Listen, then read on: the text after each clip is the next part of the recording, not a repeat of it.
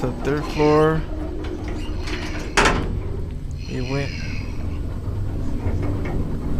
Oh, so I have to take a picture.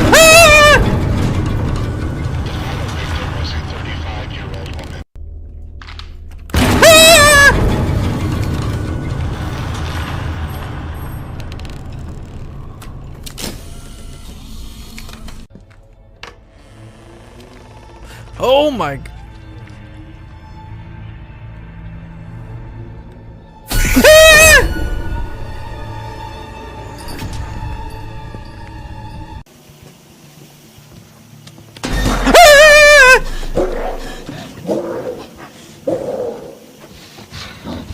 Hate me all you want. He's dead because of you. You should be the one here. Lifeless. Worthless.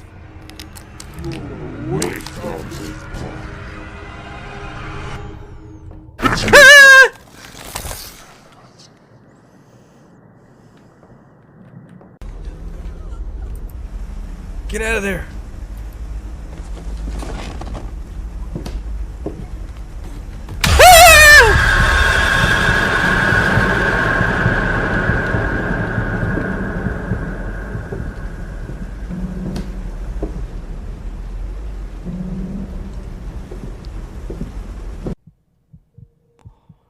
Mines. What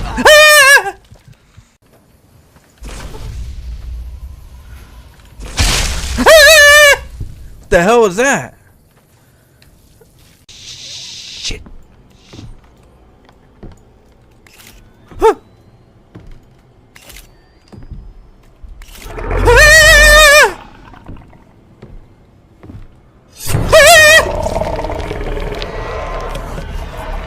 Nope.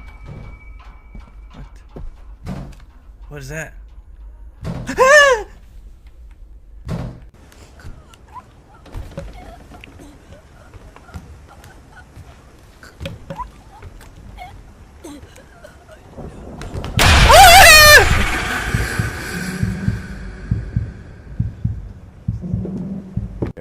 I definitely gotta get a little bit of rest right now. Oh shit, what the hell?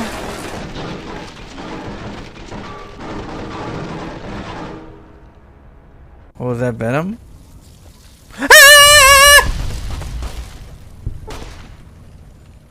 Glad that's over.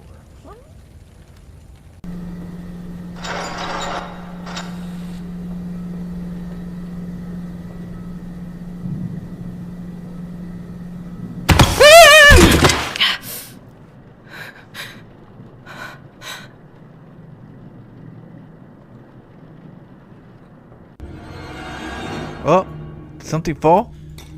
Another candle. Oh, let's go.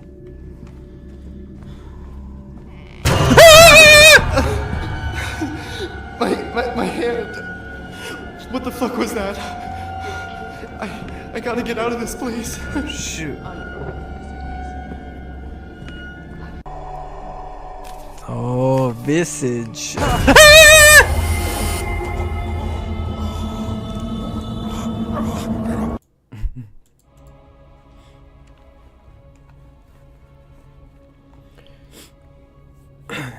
Things there never get old.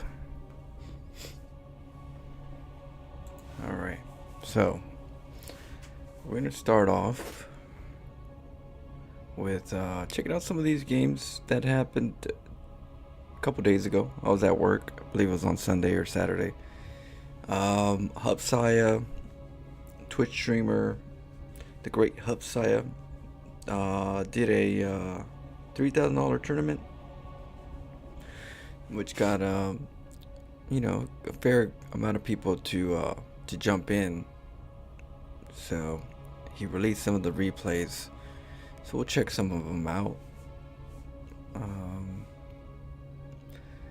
see which ones look like interesting matchups. Can't cast them all, that'll take a while, but if you guys want me to do some of these more often, you know, let me know.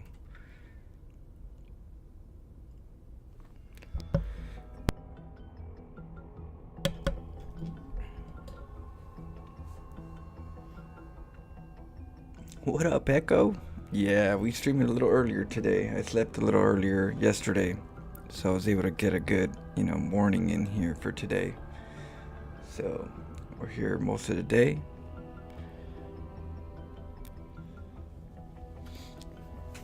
Hope you're doing good. I was hoping to catch some people that I normally don't catch too often.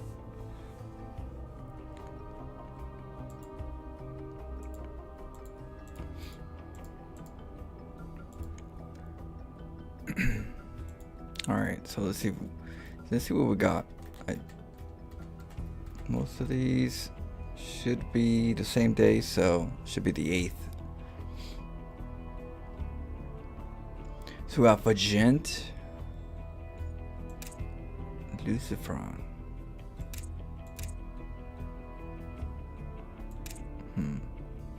That Vagent is, I guess Vagent is not a. Do you think that this is?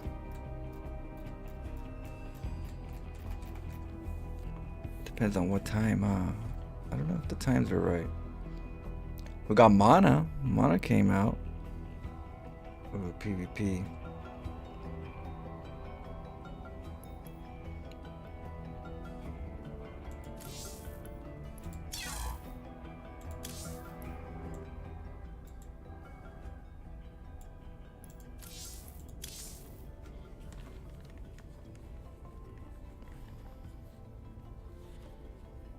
Now we'll see what's up.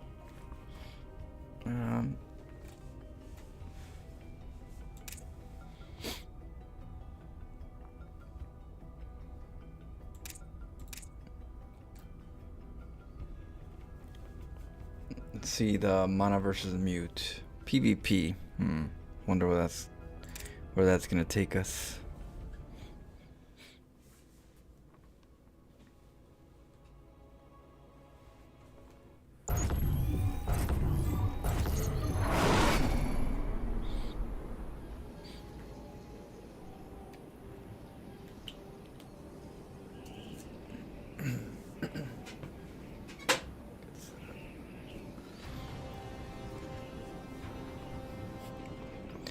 All right. So what do we got here? We got a Protoss in the red. It is liquid mana. And on the bottom left, in the blue, it is Mute. I don't know much about Mute, so we'll have to see what's going on.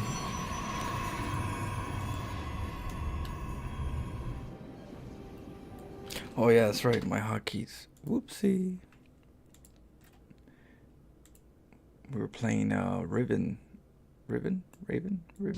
yesterday. My hotkeys were set up doing some weird stuff, clicking buttons.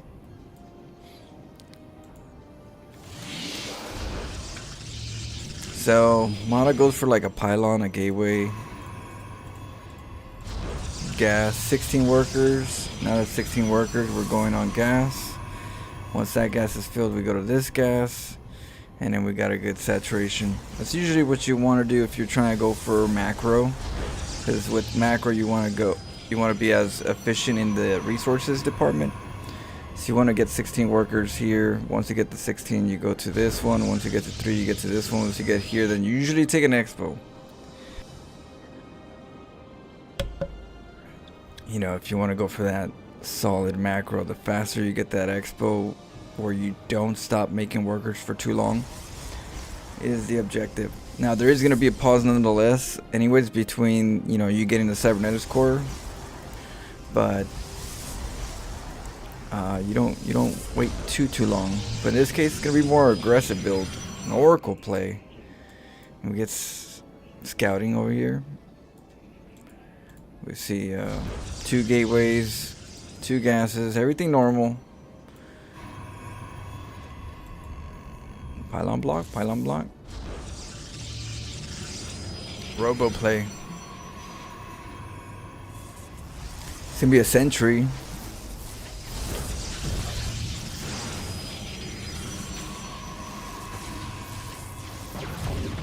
Okay, so we want to deny a little bit. On the other side, we're gonna do a little adept punish. So the objective would be, well, force fields don't work with the depths, so you have to have a probe here. So it's probably gonna have a probe right here, just waiting for a pylon. The stalker's out the vision, trying to get as much vision for the shades to show up, so we have reaction time. So this is like a dance that you usually have to do in a PvP. And it's very repetitive, but it is a dance. Just, you know, I like cannon rushing a Protoss player because a lot more things can happen in a cannon rush situation versus the 2-gate to 2-gate, you know, dance. So you gotta pick your poison. Do you want to play the, you know, the 2-gate dance, or do you want to go into a more chaotic potential, just like cannon rushing? Now right here we're gonna let him go in, and then we're gonna try to kill him off right now. But there is 2 kills, 3 kills, and the Oracle comes in. That's a throw off. Wasn't expecting the Oracle to come in. Now he's losing more workers than what he should have. And the Oracle, well, the Oracle's kind of pulling the army right here, so he can pick off a couple more. He's gonna take 2 more, 3. Could have went for 3. Doesn't want to lose the Oracle though, so that's good. Good. 6 workers. Mining time loss. Mute is definitely, you know, not set up for that Oracle to come in at the same time. He wanted to come in and catch the 2 adepts, but yeah, I didn't see that one coming. Meanwhile, Mana's taking that natural, and we're mining.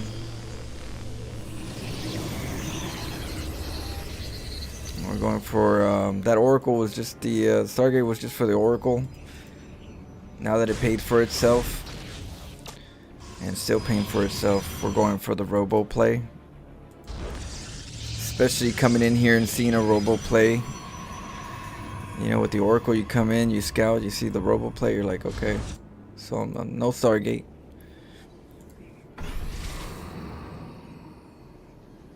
So Mana feels comfortable getting immortals. Yeah, no.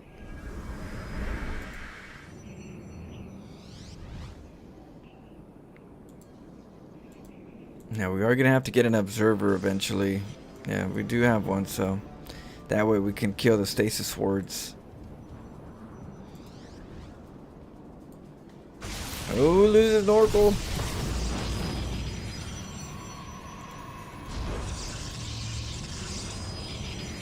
I'm gonna go for 2 more kills. 3. Ooh, man, a revelation. Daddy. Oh, just missed that last one. Almost got the Oracle. It's gotta hurt. It's not going good for Mute. So Mute right now is very low on resources compared to Mana, and we've been pretty much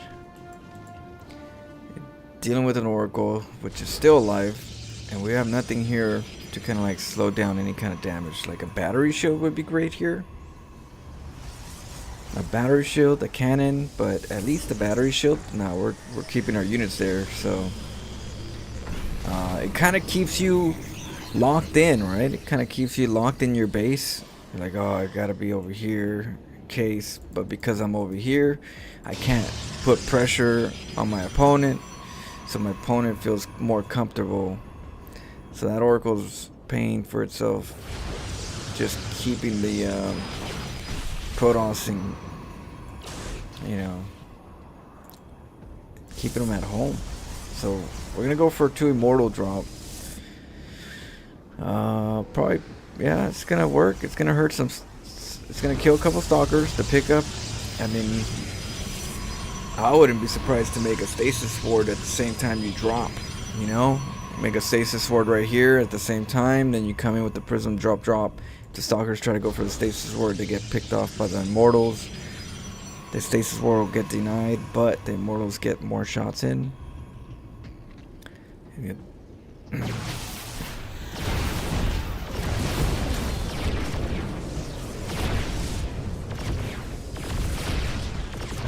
Yeah, we don't want to lose anything. Yeah. Ooh, sentries. Yeah, if you can get a sentry, but nice pickup. Meanwhile, we're gonna follow it with the hallucination. Nice hallucination track.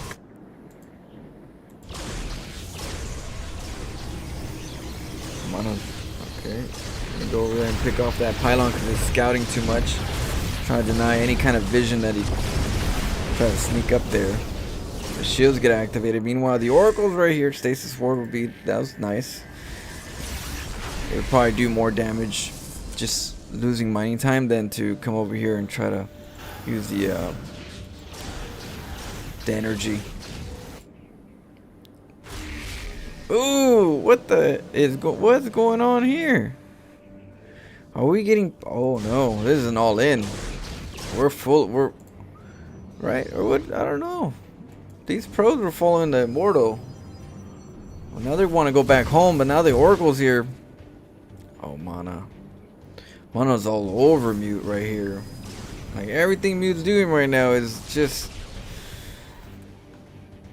Oh. I'm sure Mute's frustrated right now. And you got the immortals are still coming over here to pick off the Nexus.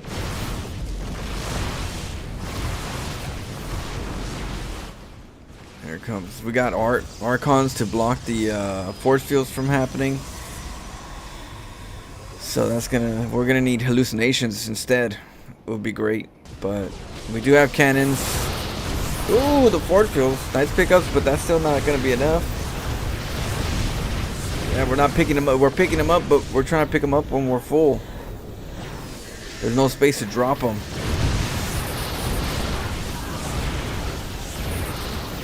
It's just not cool. Force field battles. There goes the Archon. Popping force fields right here. It'd be nice if you had some battery shields here. You know, get a probe, get some battery shields. At least try to contest. But it's not. That game was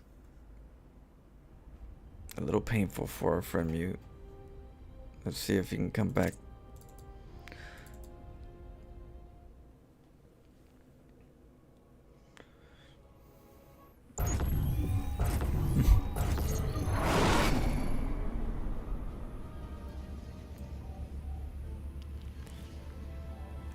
Alright. Let's see. We got Liquid Mana over here on the right. And our good friend Mute in the blue. I think we're gonna get the same dance. We're gonna get the same dance. I don't think we're gonna do anything spicy. So we're gonna get a pylon. We're gonna get a gateway. And we're gonna get a gas. 16 workers. 3 workers get second gas. Yep.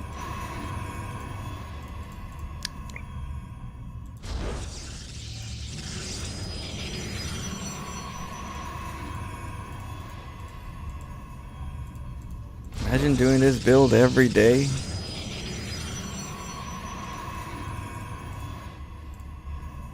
Go crazy.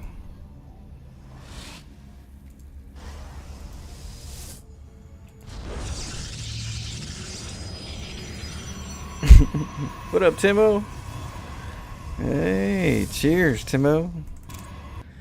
I'm serious though. It's like, imagine doing this build every day and saying you're good. I'm not saying it's bad that you're good and doing the same build, but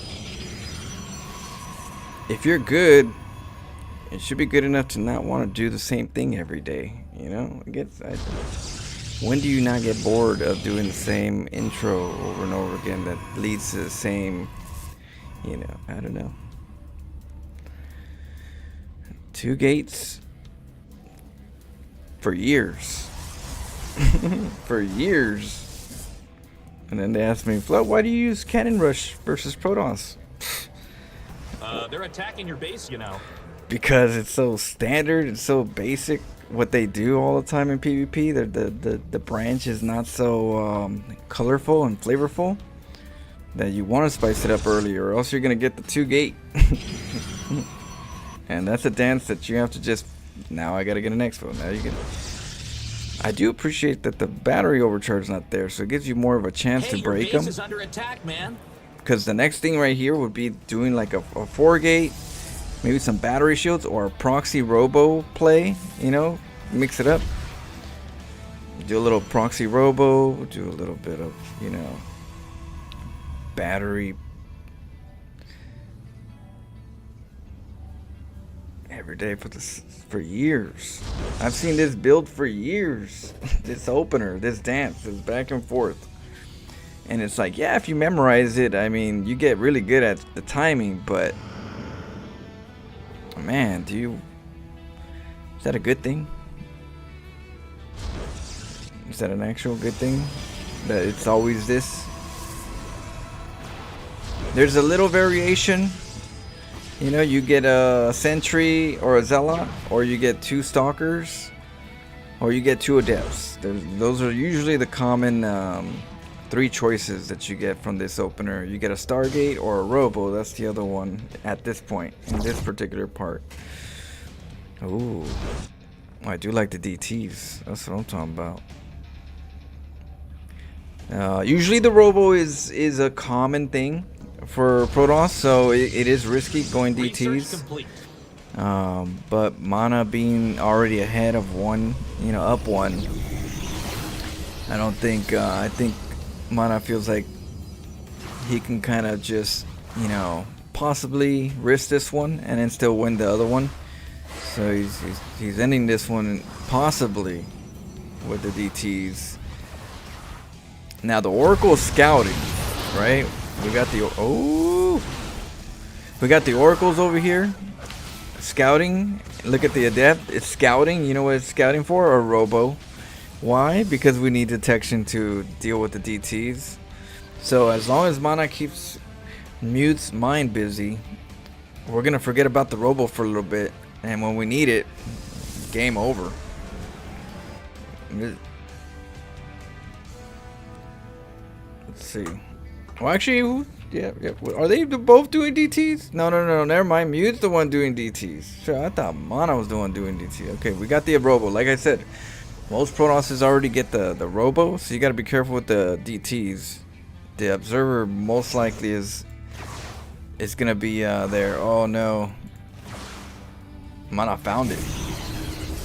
Oh, in the force field, but we left a little crack. Yeah, it's very dangerous, the DT rush. It's like Protoss have this build pretty sharp now, where DTs these days is really hard unless you're playing like low levels where they're not like sharp on this standard meta. The Robo is very common. Now a Robo and a Stargate is very common because of the Nexus charge. You're gonna see that they're both gonna be very common, Robo and Stargate.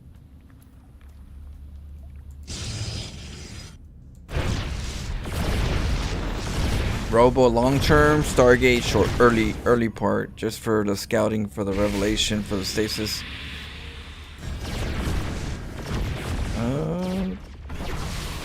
Ooh, got him. You didn't see it.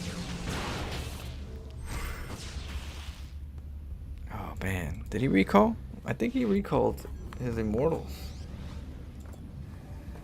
Yeah. They got the DT Shrine gone, so that's gonna be no Archons. And we got the Observer just in case. Oracle's coming down. What is Mute gonna do? Going for the 3rd.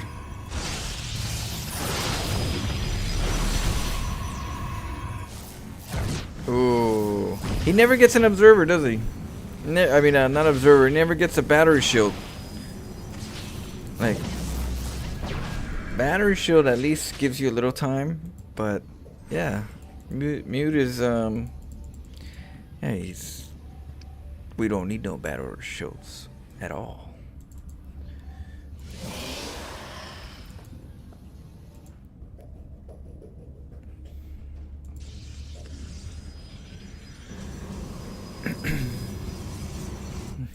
Yeah, Yeah, one day he's gonna learn.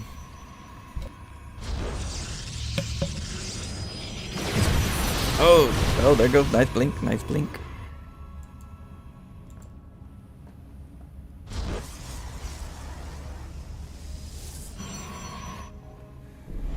You're gonna learn for sure one day. Look at that.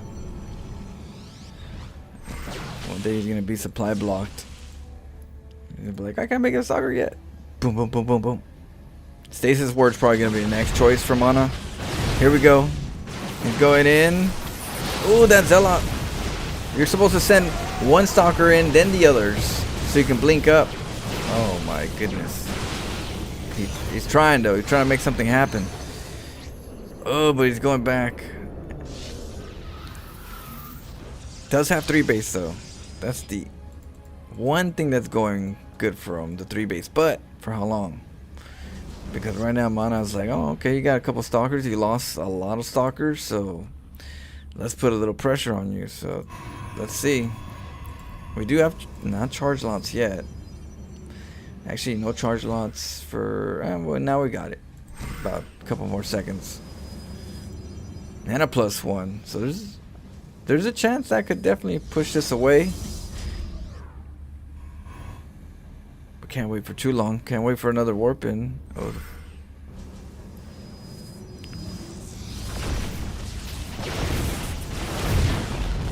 Oh. Uh-oh. That's not, you don't want to fight him there.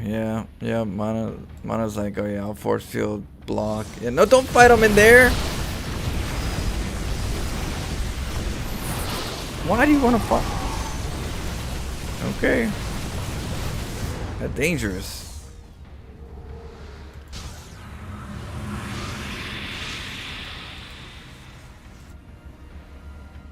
He's like, I got Zealots. That's a bit dangerous right there. Luckily he had an Archon to pop the force fields. That Archon was a saving grace right there.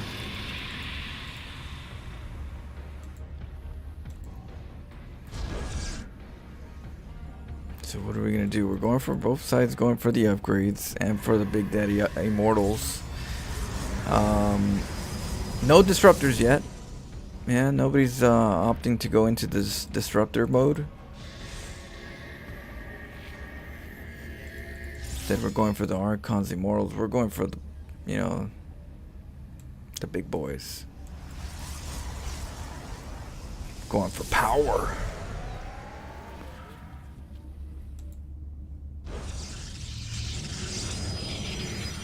Going for that charge lot macro build. Take bases. Get basic tier 1 units. And get more bases. Let's see. But he's getting upgrades for the later stage. Setting up for the meantime just charge lots. It's kind of like a gas balance. You gotta balance your gas. So he's trying to balance the gas with his charge lots, but also going for that heavy upgrade for later. What he should be doing right now is kind of just denying bases. Make sure that the 4th isn't taken, or deny the 4th. You don't want to get too close to the core. That's where the main army will be. See, all you gotta do is make sure that he's not here and he's not mining over here for the meantime, and then take your bases. What's going on over? Oh, look at that! Stasis Ward is trap. The Zealots are gonna go in there. If he trickles, if he blinks up to him, see, wow. Like he could blink one into it, one into one, and activate. That's possible. But at the same time, I don't know. Do you really want to fight here? He's going. Oh, the Stasis Wards. Oh, that was a big chunk of Stasis Ward. That actually locked a big chunk of the army. Ooh, more.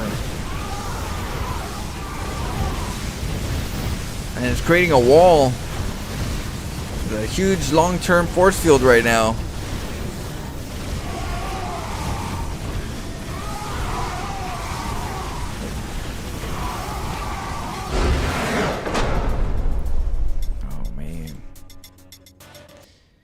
yeah, he got impatient. He had the ability to get a third, deny his third, but yeah, he got a bit impatient.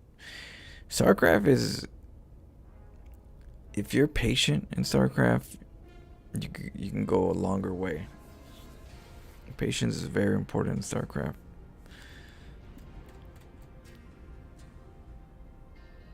Especially if you have the lead. If you have the lead, learn how to be patient. If you have the lead.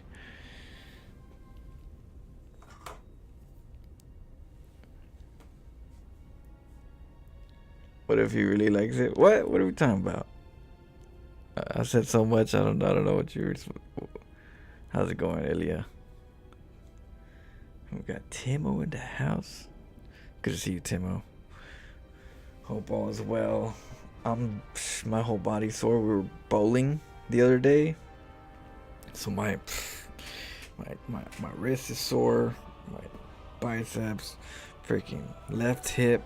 You know how you do the with the left leg, and so my hip was all those turns. Strike. We got a lot of strikes though. I'm not playing around.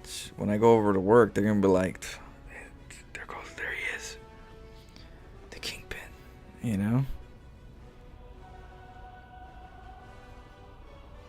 Be walking down the aisles and just panties will be, what the hell is this?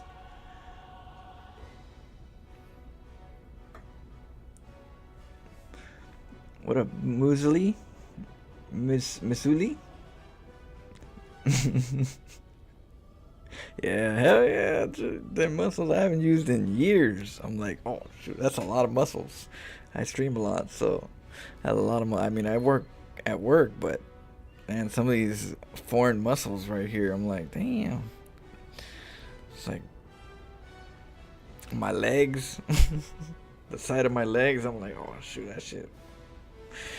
I didn't even know I had those muscles. My gluteus maximus is definitely swollen, just bulgy. You could put like 2 cups right on top and still not spill. Alright, man. Need some of these. Yeah, definitely, Echo, definitely.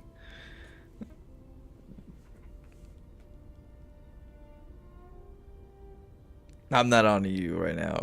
I'm on Korea right now, but we're casting some games. So Hipsaya, the great Hipsaya, he's a streamer as well, good friend. I've known him for years. He did a $3,000 tournament. He did the Hup Cup or something. I don't know what he called it, the Dumpster Cup or Hup Cup. But there were some player. He got a good roster, and he submitted the replays, and it happened, I think, on Saturday. I think it was on Saturday or Sunday. So we're checking them out. At least some of them. We're checking some of them out. PVZ, not bad. PVZ, let's see. PVZ is always interesting. What up, Law Light? Cheers. Cheers, Timo. Oh, Timo, me and Doug are gonna be doing a, what is it, Dark Souls 3 run.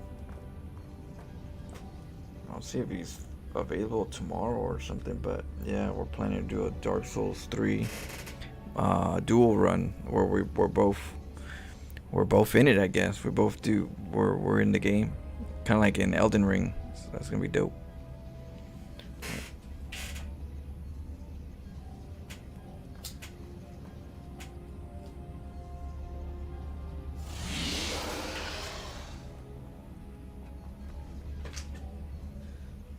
I was trying to find my water. I found it.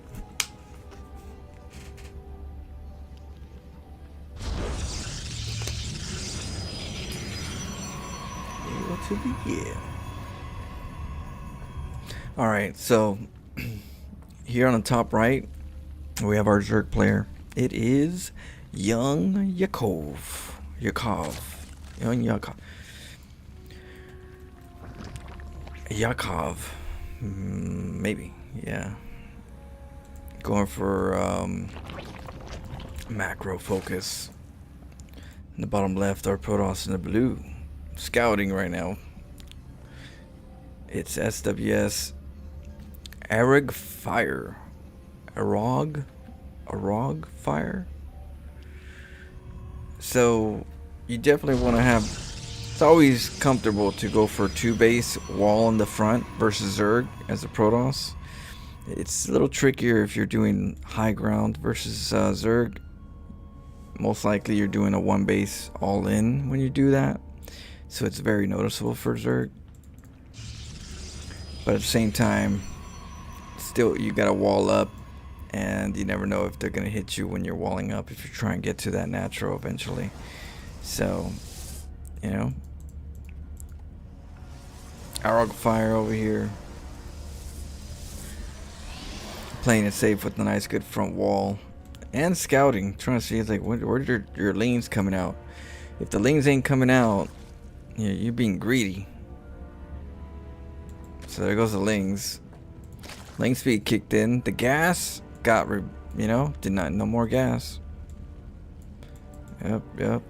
We're going for them drones, bases. So Zerg's gonna try to be a little greedy, and this is where you gotta punish the Zerg, or you gotta be just as greedy.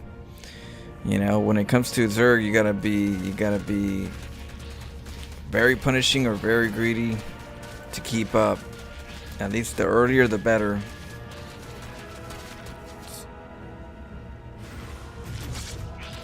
Ooh. We gave one. Nope. Ooh, got one. Can we get now? We're not gonna get out. The second one's here. Oh no.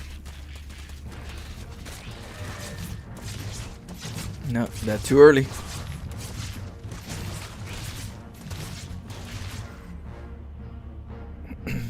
Yeah.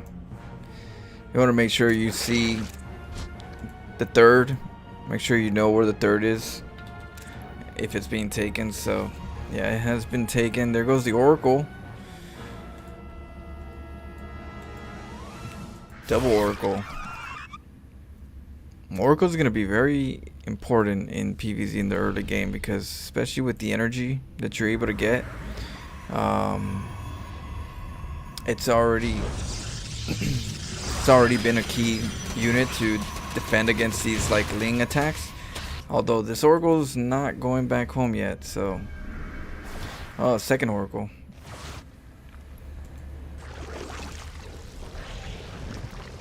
Nope. Not enough. Oh, loses all the energy. Gonna come back, but now it's too late. Two queens are here.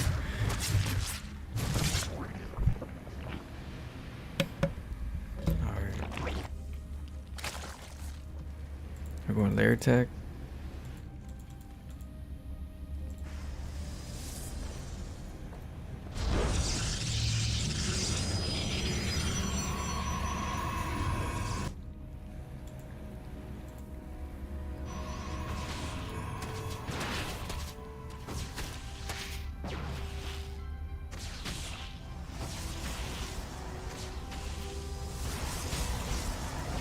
Twilight. That's a very interesting place to put the Twilight and the Forge. Kind of just eats up a lot of space right here. So the feng shui is a little weird on this one. It's like you can't really build very much. Like no organization at all. What is wrong with you? That is the most ugliest base I've seen in a while. You gotta have some feng shui when you play StarCraft, you know? Try to make a maze for yourself when you get into your base. Here we go.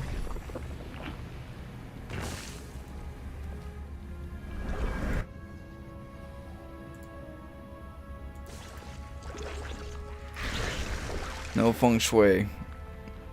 Hey, I'm not sure if they fixed it, and I don't know if anybody said anything, but I didn't say nothing. But did you know that this gas right here is bugged? You can't make the gas because this mineral is like hugged up to the gas. You can't take this gas. It's untakeable. I tried taking it last time. I was like, you little bastards. Who the heck did not fix that? And nobody knows yet. I'm surprised. I'm waiting to see if anybody said anything.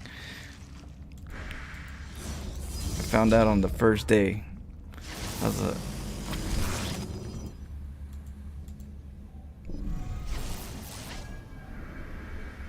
Is it intentional? No, they're supposed to have it active so you can take it, but because this mineral is like hugged up to the gas, you can't take it.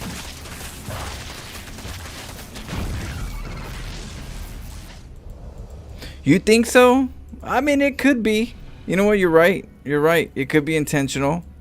That's a weird ass intentional slow down. I mean, you know what? They're probably trying to find ways to slow the gas down then. They don't want Dark getting a fast expand going straight. I guess that's... You're right. You're right. That's trying to slow down the Zerg from getting too greedy with the with those gas builds. So they're probably like, oh no, we can't do that. They keep doing those proxy. Yeah, this map would be a bit too strong for Zerg if they had this right here. You're right. You're right. It should be more than 150 then. It should be like 500.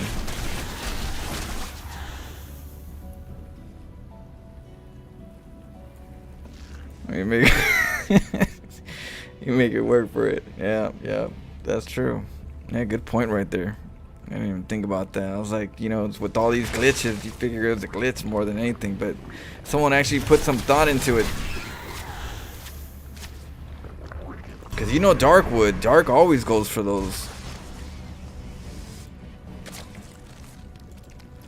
Yeah.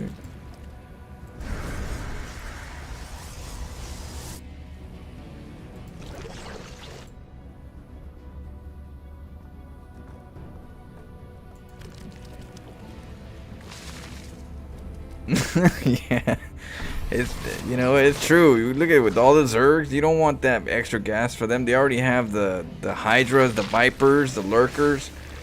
I mean, when you get Zerg time to get all the gas to get what they really want, the good stuff, you better be good with your Protoss. You better have Templars for feedbacks. You better have Oracles for revelations. You better have some type of disruptors or storms when the time comes. You gotta have the Momo ship. You gotta be really like on your game if you're giving the Zerg this much of the map already. Although, like I said, you got a macro, and it's more important for the Protoss to macro right now, because if they go and punish the Zerg and they don't get too far, and they slow down on their macro, they're gonna get overwhelmed. So you gotta, you know. So I believe that aggro fire is definitely playing it safe, playing it right, but I would maybe recommend some type of gateway walls in certain areas. You know, some gateway walls really help the AI. It messes with the AI. If there's a wall right here and the opponent's over here wanting to attack down this way, it's gonna come this way anyways because there's a wall, and they click here instead of here. You know, there's definitely some SimCity walls that you might want to do if you're kind of like expanding like this, because yeah, they're gonna come at you. You don't want them lurkers coming over here. This is where the lurkers love to go. They go to the back. Ooh, we need immortals. We got some immortals here. We need. Let's see what we got.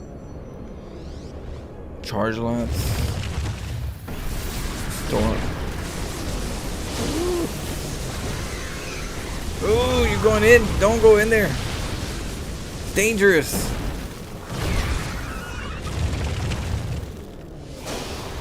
What was that? A premature storm. Yeah, we gotta watch out them lurkers. Look, those lurkers demolished the Templars. I mean, yeah, you gotta watch out with the Templars because they'll just die to lurkers real quick. Go for the...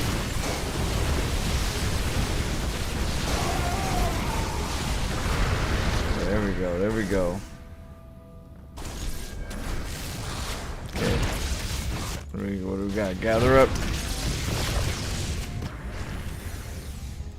No, he's gonna go right now. He's like for the respawn of army. Here we go.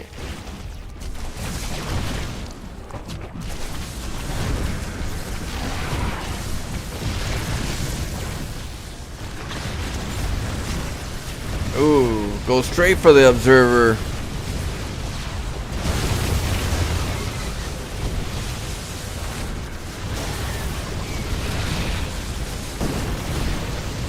Ooh, take down the hatchery though. That's a good play. Yeah, we got stasis toward this area right here, and then move down. He's going up. I mean, there's no Vipers yet, so that's a good thing for our Protoss Aragog fire. Ooh, and look at them trying to work on that mineral line.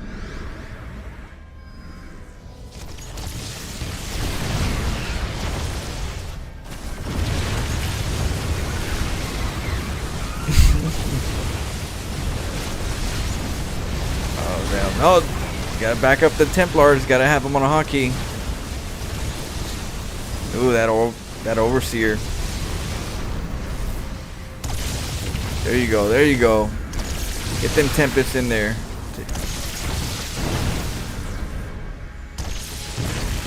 Boom! You need Tempests. Tempests are good units. Get those lurkers.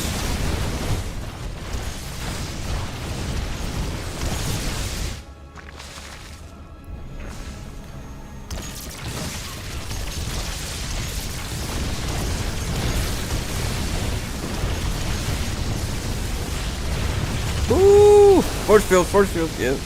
I mean, feedbacks. You gotta get them feedbacks. Force field. It's funny. The composition is pretty decent. It's getting there. The only thing is how do you drive it? Ooh, the Templars. Watch them. Go home. Go home. Oh, look at that, the dash. Oh, the recall. What's coming? Oh, more Tempest, but that's not the right time. Let's back it up.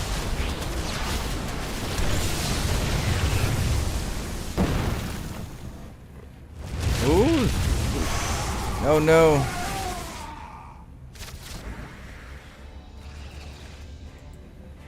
You know what? Hitting him over here, I don't know why he's not going to the dead space. The dead space this is where you want to hit him.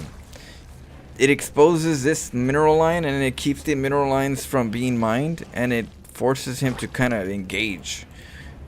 So, and then the overlords are here. So, and then this base is here. You just, right here is where he wants to be when you're going Tempest.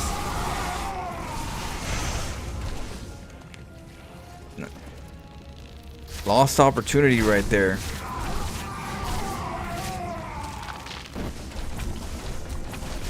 Okay, we're killing the creep. That's good. You know, it's harder for the Zerg down the road to expand the creep down once the game gets hot and heavy. So definitely try to kill the creep when you can, when there's some downtime.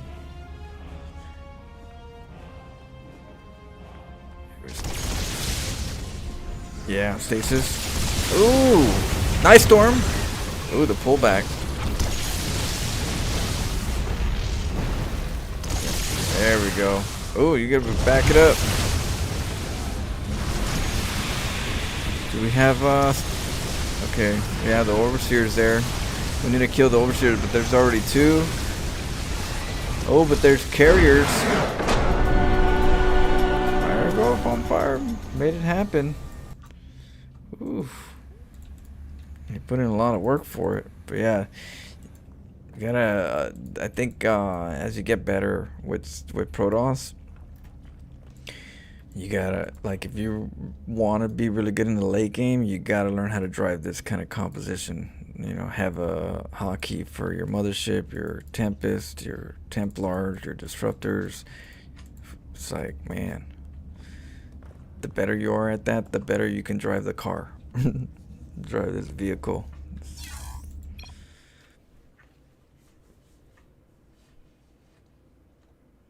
Sometimes I see like GMs, and I look at their hotkeys, and I'm like, you're a GM player. How come when you have that death ball, you don't have, this hotkey, that hotkey, this hotkey, so you're working harder on yourself, which is, everybody has to eventually learn how to work on certain things.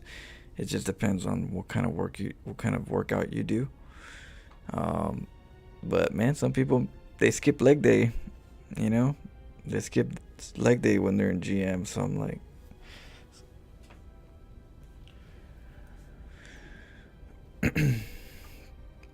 they follow build orders to the T, but a lot of times when it comes to the mechanics, that part,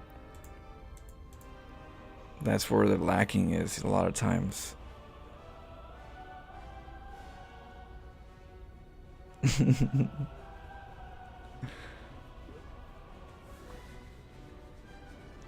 Skipping stretch day. Yeah. I don't stretch as much as I should. I should be stretching. Alright, let's go. That was game 1. We'll see if he can pick it up on game 2. Our poor Zerg. Our Zerg was good. The Zerg was good. The Lurkers are tough. The Hydras. We got the Vipers. Oh, the engagements.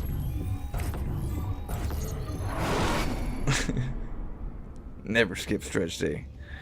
Never. Cheers. I know. I tell people all the time. I tell people, with some proudness that I didn't do hotkeys, when I was playing StarCraft for many years. I even got to GM with no hotkeys, no upgrades, no warp gates. Imagine, no warp gate, no hotkeys, no upgrades, no standard meta.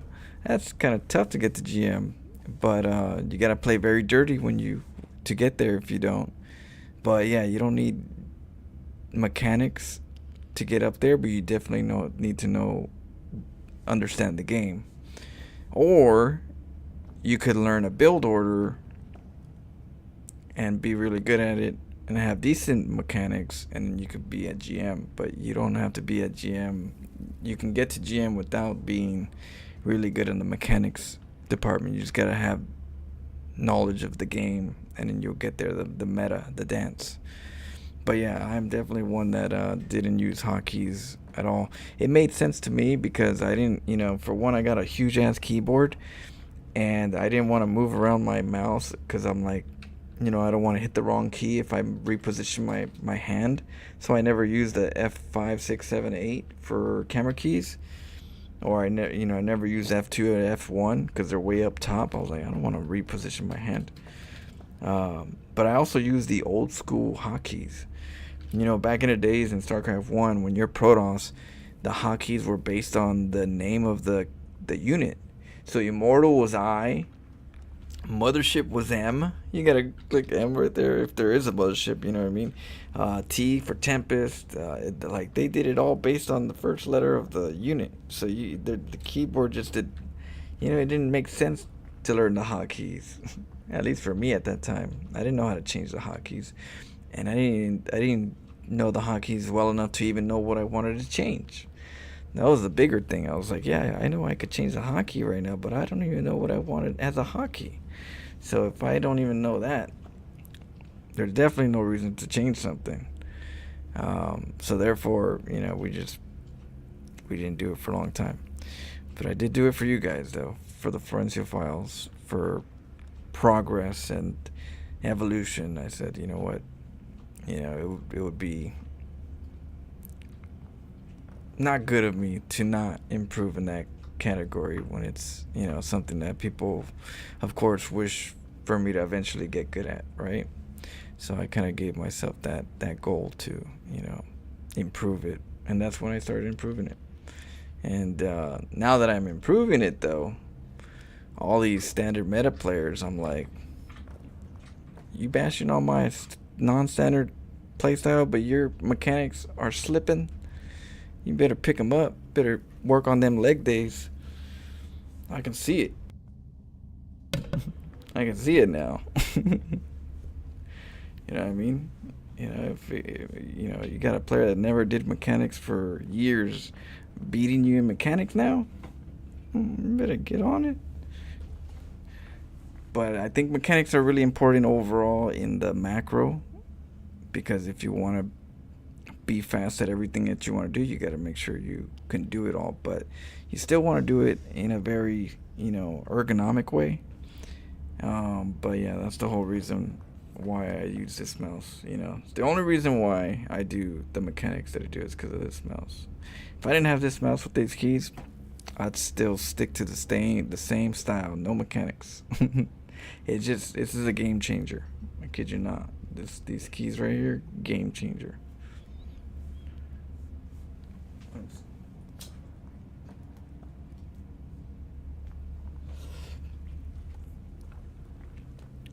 You know, the only difference is I try to use my mechanics for evil in StarCraft, not for macro, for cheese, for dirtiness. You know, that's my motivation to getting better with my mechanics. Not to be faster on my macro and be faster in standard meta, but to be dirtier and multitasking in the things that you do to chaos games. That's what motivates me to get really good on my mechanics too. The faster I am, the crazier things I could do. Worth. Watching it work like a good super baby. What up, booty dupe? Alright, let's go. We got some games. What up, Alan? Cheers, cheers. Zero's online, asked for a 1v1. Oh, like, I met him several times. I'll be like, hey, the guy with the Nexus hat. It's funny.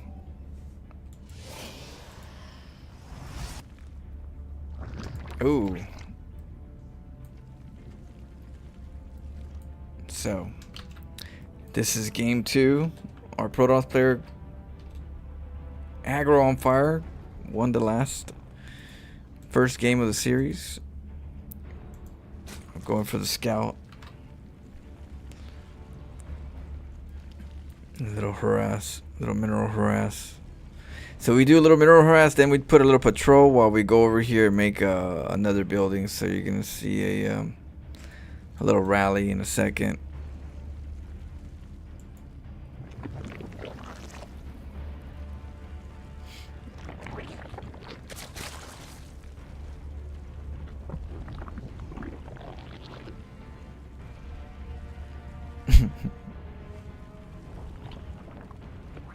And not really doing too much damage, but he's trying.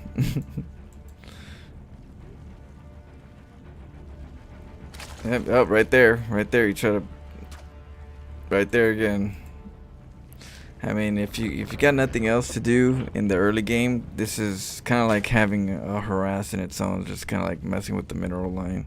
If you're playing standard meta, that's why when you're cheesing and you're cannon rushing, you want to look like this. This is what you want to do. You want to behave like how they behave, so that they think that you're not cannon rushing. You know, if your cannon rushers can be, you could tell a cannon rusher because they don't do any of that stuff. They just go over here looking sus.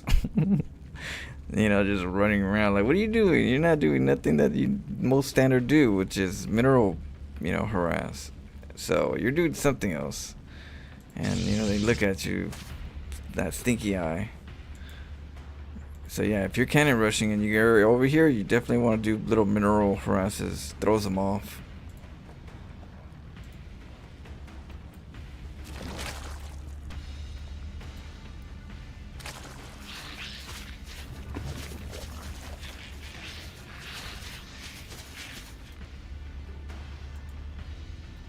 Alright, so Young Yokov. Overlord's over here, right? That, Cybernetics core. That's one area where you can maybe mess with somebody. If the Cybernetics core doesn't go on for a little while, it means Stargate play. If it goes on right away, it means, you know, most likely Robo play, because it's gonna be faster warps. So Overlords usually spot that, and they can tell when it's a Stargate play. So that's something that you could do if you want to. Just delay it a little bit, throw them off on purpose. Here we go, Oracle. Now the Oracle is gonna be really good just to keep them here.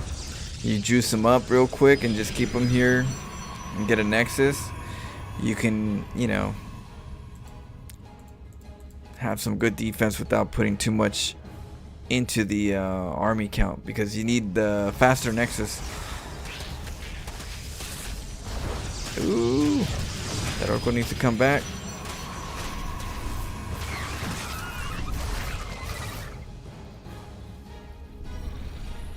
Oh, we drained some of that, so that's gonna keep the oracles from being able to engage a whole ton over here.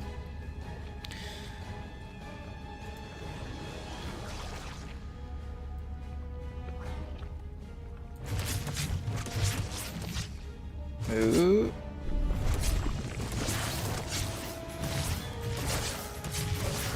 Ooh, lose a couple more, but yeah, you don't want to risk it.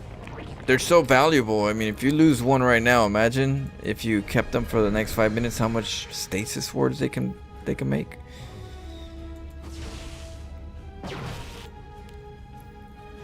Three oracles.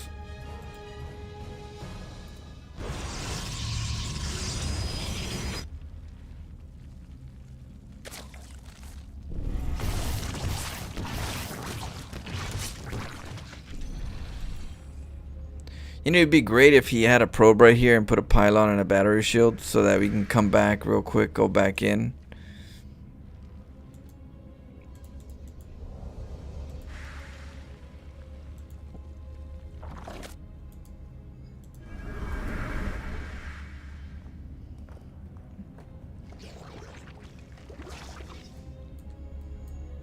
Go in for seconds, you know? Alright.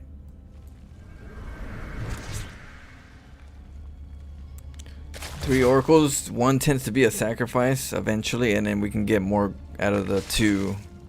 Basically, one turns to be a sacrificed oracle when you go in and, you know, just go in for as many drones as you can get. But there's a third. I mean, the Protoss, my good friend Fire right here, has a third. Our Zerg is barely on 3 base, should have a fourth already saturated, but yeah, we're a little slow right now on the production. Stasis Sword, yep. I'm assuming we got blink now. Nope, no blink yet, but in about 15 seconds.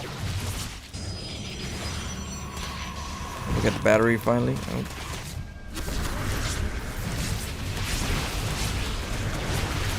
Ooh, stasis.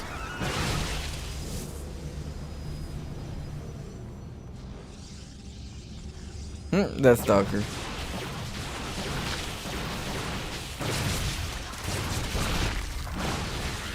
Nice pull back. Can probably blink on top of those lings or back up. And let him live.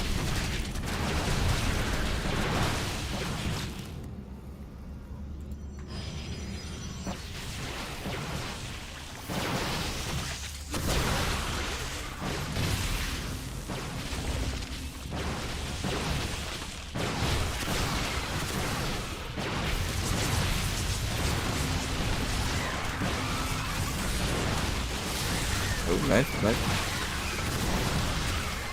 Slowly working the Zerg.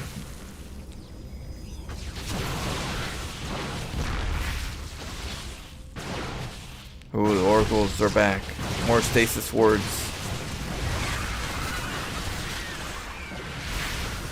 Ooh, nice, nice.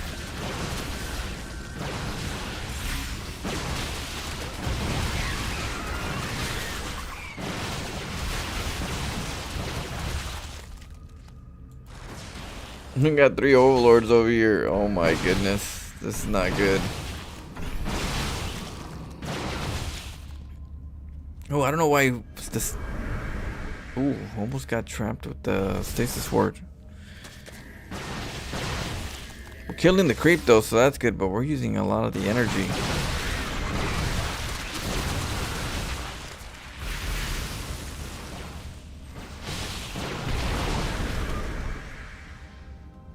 Yeah, we're losing a lot for young Yakov. Oh, those nice some shots. Right to the core of the stalkers.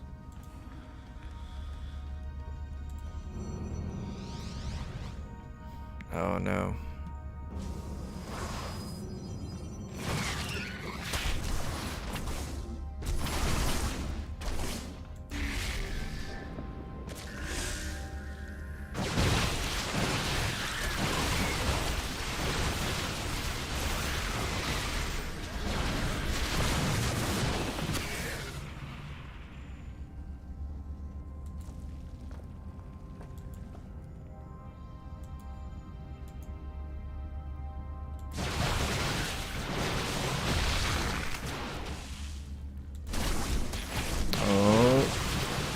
Doing some good stuff with the Blink Stalkers, not losing them, keeping our Zerg on 3 bases. Ooh, and then we're taking a 4th right here.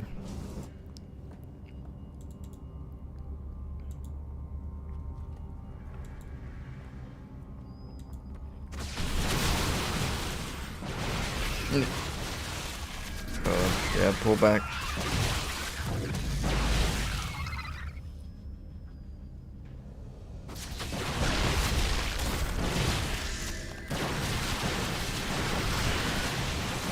Oh, somebody's needing to take it down. There goes, oh, there goes Ravager. Nice. They took out a Hydra and bounced. Oh, do we got Storm yet? Oh, Storm's on the way. If only get a couple more seconds, and we're definitely gonna be able to use them Storms. The Immortals here, don't get caught. Right here, look. It's ready. Let the storms begin. Ooh, don't lose your Templars. Oh no.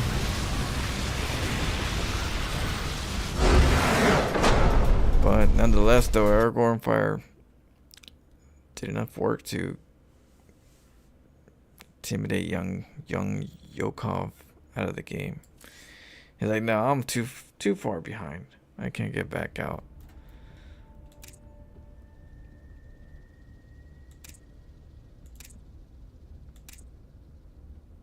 Max Packs versus Goblin.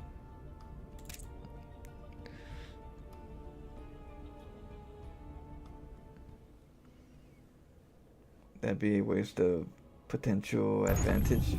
Have you ever thought about trying to split a nexus between 2 patches and doubling the workers on 1 base? Yeah, you're talking about double nexus. It worked. I think it was better. I used to do it more in Heart of the Swarm. Heart of the Swarm was before they gave us all those workers.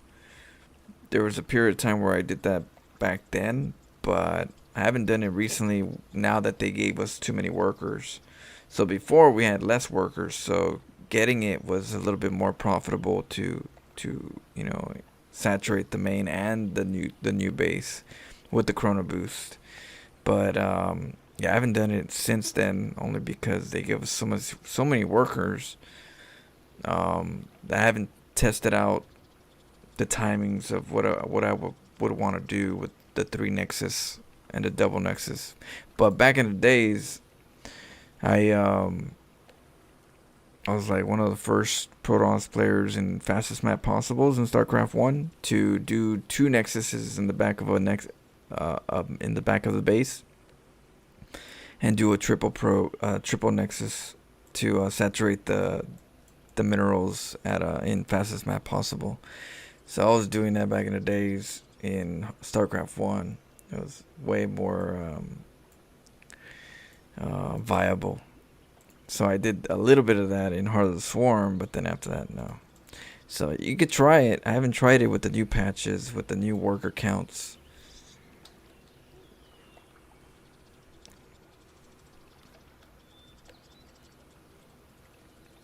Yeah.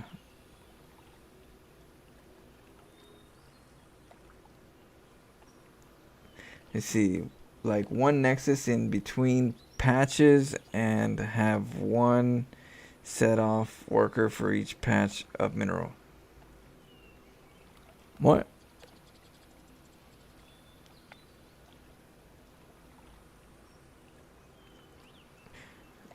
Well, you want to have two minerals, 2 pros for each mineral. 2 pro for each mineral is ideal for optimal, you know, mining. So you want to pair up 2 pros to each one. You usually do it during the beginning of the game. If you want to do it right, you do it in the start, like right here. Oh, you mean like a nexus by the ramp? Well, that's what I mean. Whether it be at the ramp or right by your nexus, same thing. I used to do the nexus by that, but I never had a reason to do the ramp unless I wanted to wall off.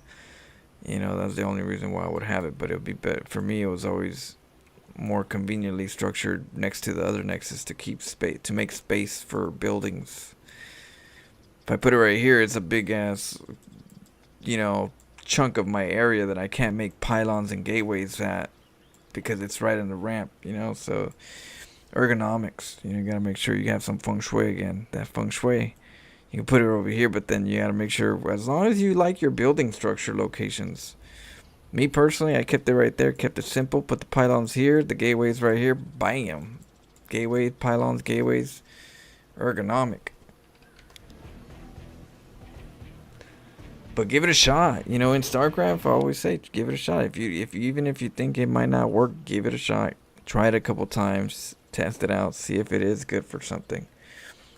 Because what you're doing is you're giving your brain the opportunity to try new things. The moment your brain comes up with an idea in StarCraft and you say, nah, that's not going to work, you're pretty much telling your brain, don't think of other stuff because I'm pretty much going to probably reject it. But if you tell your brain, oh, you know what, let's try it, then it's going to entertain your brain to come up with new ideas because it knows you're going to try it. Even if it seems silly. Because at the end of the day, what's the harm in trying something different, you know, when you think about it? Some of the silliest things that I came up with were through that same process.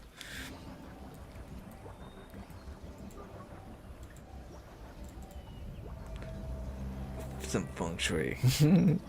Yeah, you don't want to SimCity your base.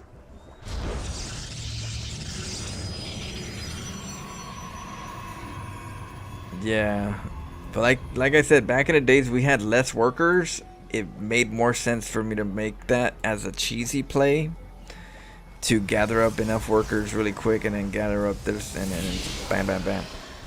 But yeah, give it a shot.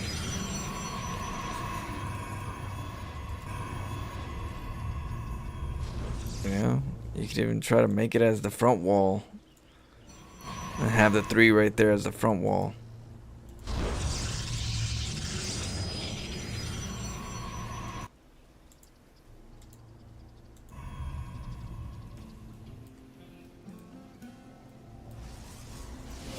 Innovate and fail fast, you know.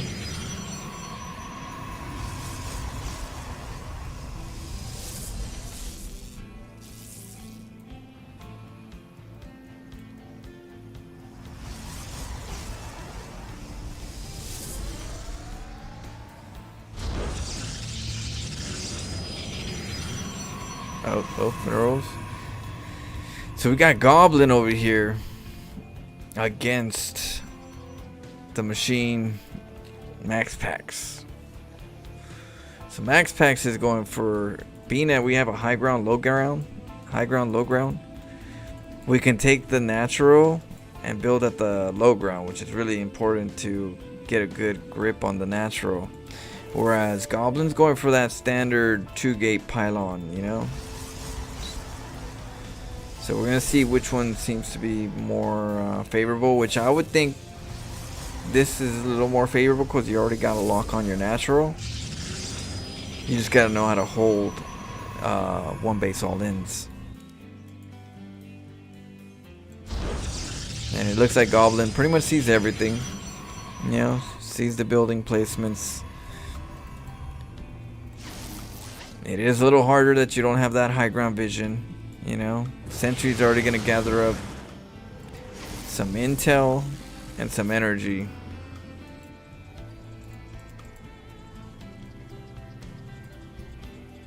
Goblin, he's very unpredictable. Chop Nips, I don't know much about. I've heard of Goblin a couple times, but I haven't really seen his games, so I don't know how his style is.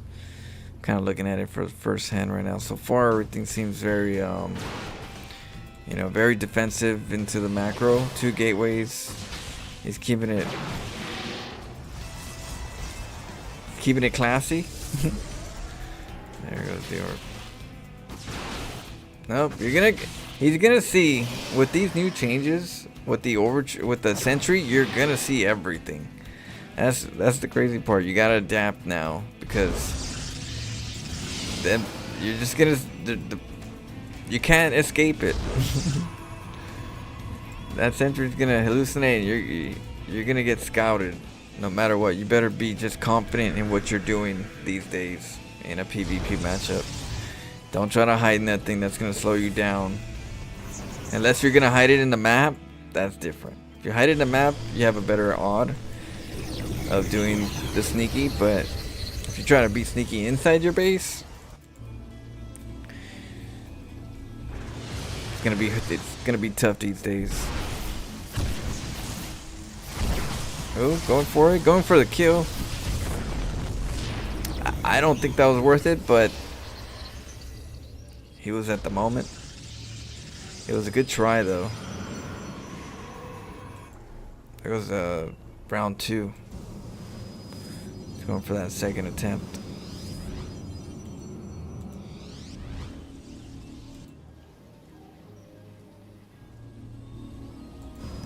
Yeah, all Max Pack is doing is just making sure that he defends the harass. As long as he defends the harass really good, and he already took that low ground, he's pretty much in the advantage. Defender's advantage. So he's able to win the trades a little bit better.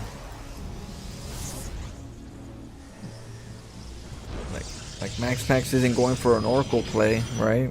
He's not investing in the Stargate. So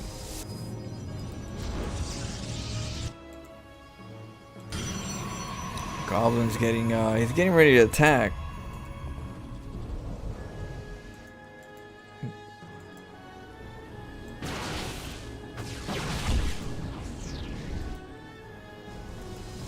There goes Goblin's we got Blink. Blink's coming out. 10 seconds. Oh, wait. Max Pack spots it. He's setting up for something. He's gonna blink on him. I don't know. He doesn't have enough stalkers yet. Yeah, he needs to warp in a few more. He can't contest this yet.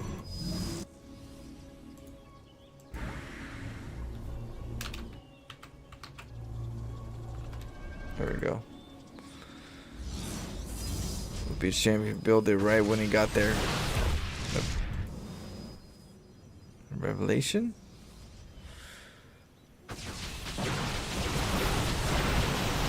Oh, nice blink. Pulled away some weak ones. Took down a couple. And the probe dies too. Now Max Pack's going for that third while the engagement denying the third. So while he's denying this third, he's like, yep. I'm try to beat you to it. I mean, the third's already up. So Goblin's definitely not in the macro lead. So his timer's ticking, that's for sure.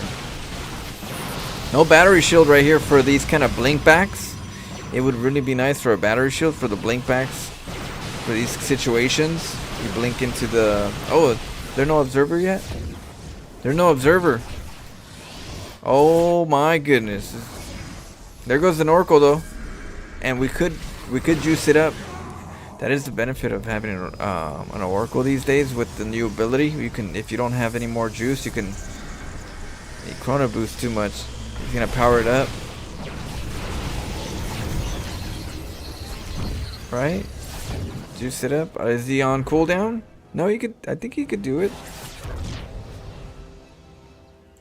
Sometimes they forget. But I believe he can charge it. Right? If I'm not mistaken, that's what that is. Right there. Squeeze the juice. He's Croatian, so he doesn't get much love. You can tell his supply is lagging behind, so he has to surprise them. The ping, yeah, it sucks when you have bad ping.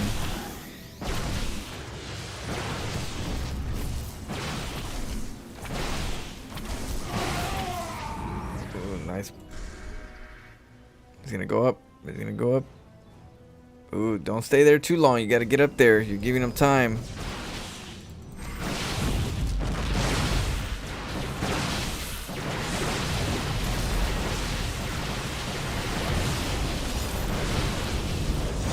He's probably gonna bounce.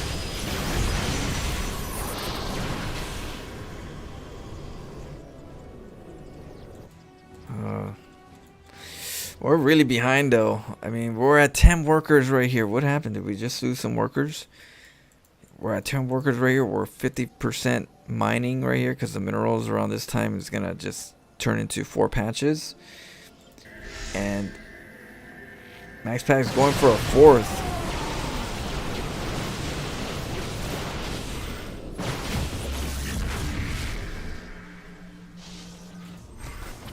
Those DTs really hurt him. Those DTs hurt bad. You gotta be careful of those DTs, especially versus Max Packs. Max Packs is known for DT, you know, getting those DTs inside the base. You know, people be cutting corners, so.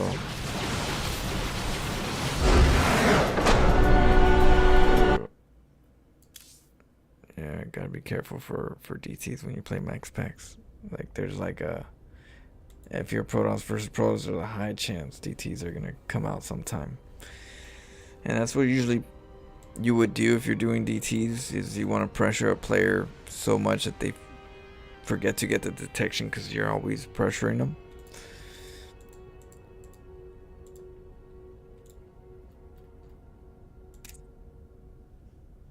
Okay, game number 2.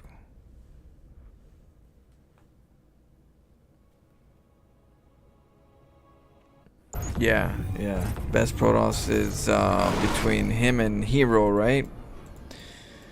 So it just depends on how you, if you look at it in stats, or if you look at it in builds, or if you look at it in, you know, earnings. Depends on which stats, but they're definitely Hero and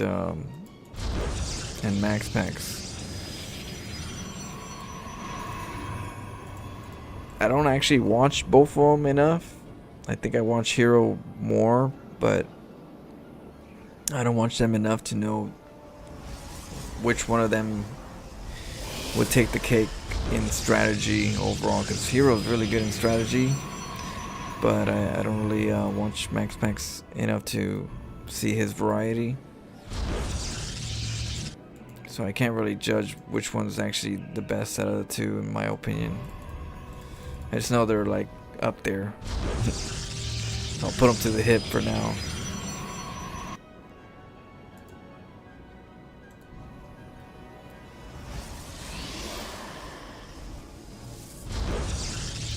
Two gates.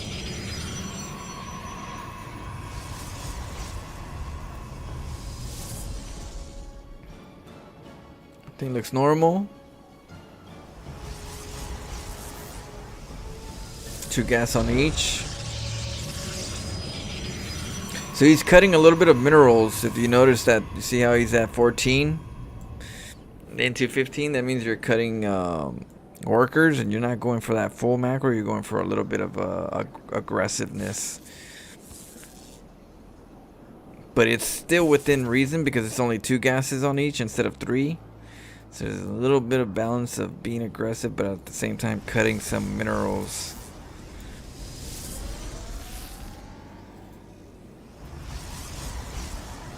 Here is the king of Protoss and tossing advantages. Max Pack doesn't play land, so he can't be #1 in my opinion. That's a good point. That is a good point. That's why, yeah, I don't know enough of Max Packs to call him #1, but I know they're definitely, those two are definitely up there in the 1 and 2. Estrella's getting there, you know, we're slowly, you know, it's gonna take a while because it's tough. SOS was definitely up there, but he's retired.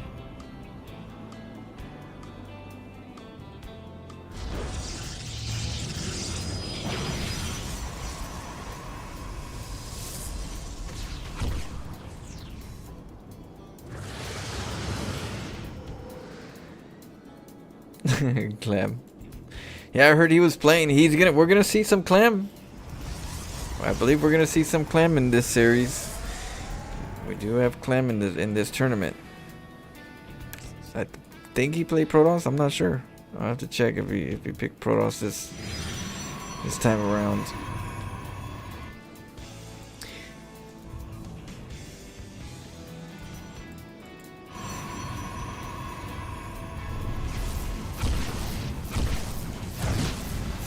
Ooh.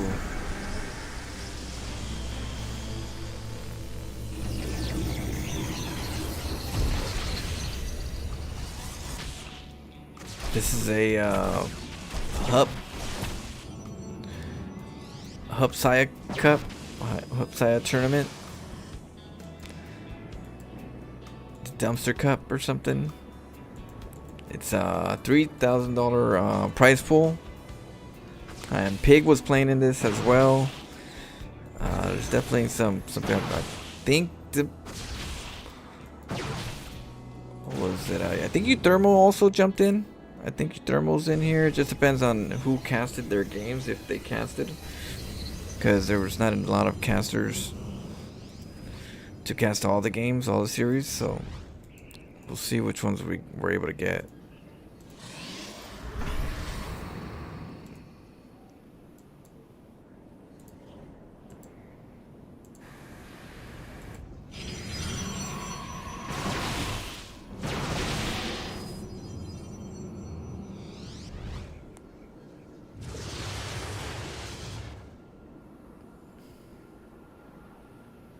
Alright. So both on 2 bases. Going for that 3rd base. And then we spouted it. Look at that. Goblin over here hiding. Just checking. Are you going to take that base? Am I faster than you on that base? The only problem is it's a fake out though. Max Pack's looking like he's going to take, but he's not really taking it. As you can see, there's an aggression and Max Pack's hiding. So this is a rouge. Now the good thing is that Goblin hasn't seen the base taken, so maybe that delay is a sign that, hey, you gotta watch it. The natural is delayed. Ooh, does it not see it? Oh, that's his. I was about to say, whose stasis was that? Alright.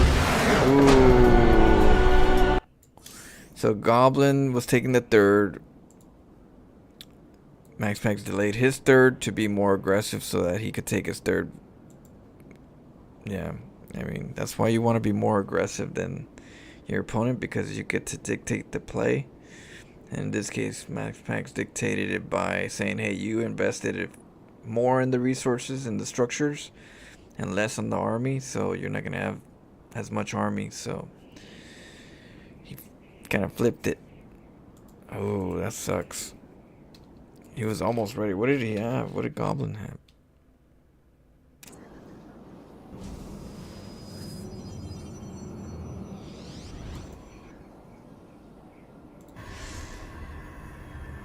Yeah, I guess just being that behind, he was not.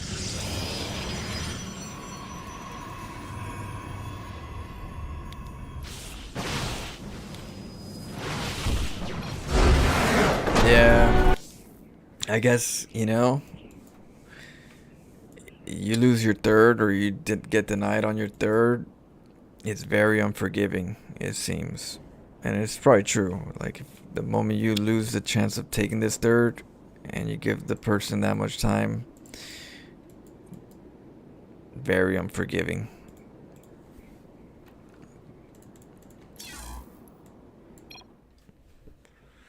GG. Streaming a different time than last time. Yeah, yesterday I went to sleep a little earlier. We were playing Ribbon, and it's a puzzle game. So my head started, you know, wearing out a lot earlier than I usually do with horror games. I could play for a long time, but with puzzle games, there's only so many times you can like bash your head into it to figure out what's the answer, because we're playing Riven, and Riven, they don't really tell you anything.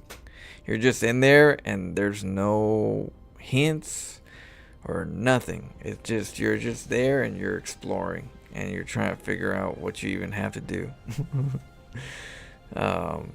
So yeah, my brain was already like exhausted, so I got some sleep, woke up a little early so I can get the morning stream. And then we up early. There is zero room for error trying to play someone like Max Flex unless you're one of the best. That is true, Chop Nips. It's very unforgiving the moment you lose that third, huh? It's like, damn. You gotta have everything on to, like, he was like, I'm not worried. I'm worried. What can he do? Because all the army was at the natural. You would have to have like your stalkers by your third, between your third and your natural, just to make sure you can protect both sides. So stalker position needed probably to be at between both.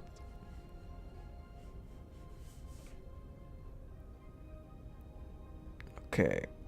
Oh, let's see. Mana versus Max Packs.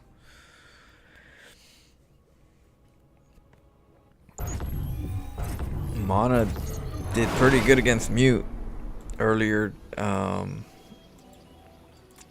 It was all over him with the oracles, with the battery, with the prism drops, with the immortals. So we're gonna see. On the bottom left, we have our Protons in the red from Sidestorm Gaming. It's Max Packs up against our blue Protoss, who also faced Alpha Star several times. It's Liquid Mana.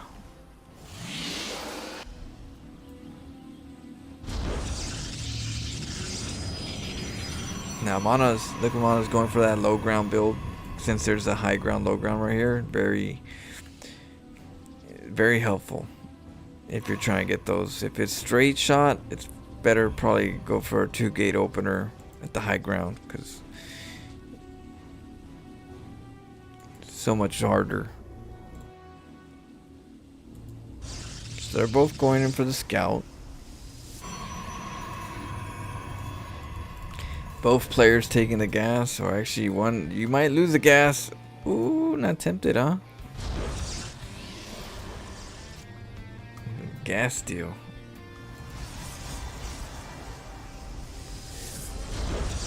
He lost his last major was 2021, but the players smaller ones. Oh, you're talking about like Max Max's last time he won?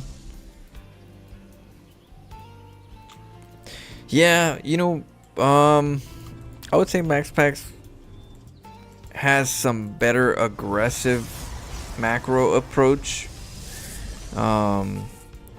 compared to Neeb, because Neeb was really good, but he was really good at the macro side.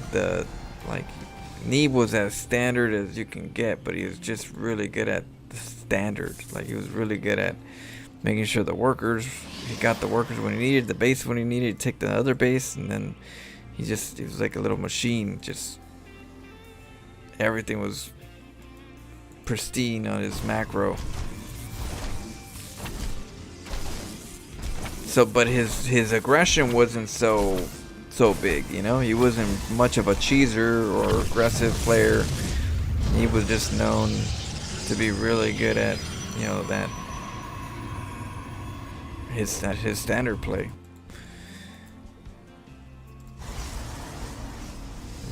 You know you're not gonna get cheesed by Neeb majority of the time. 99% of the time, you're gonna get most likely outplayed by Neeb if you give him the time, because he will take bases like crazy.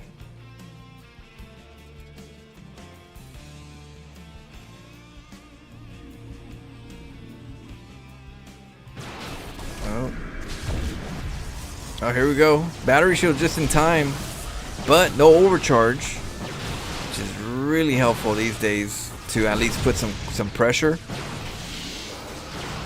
Oh.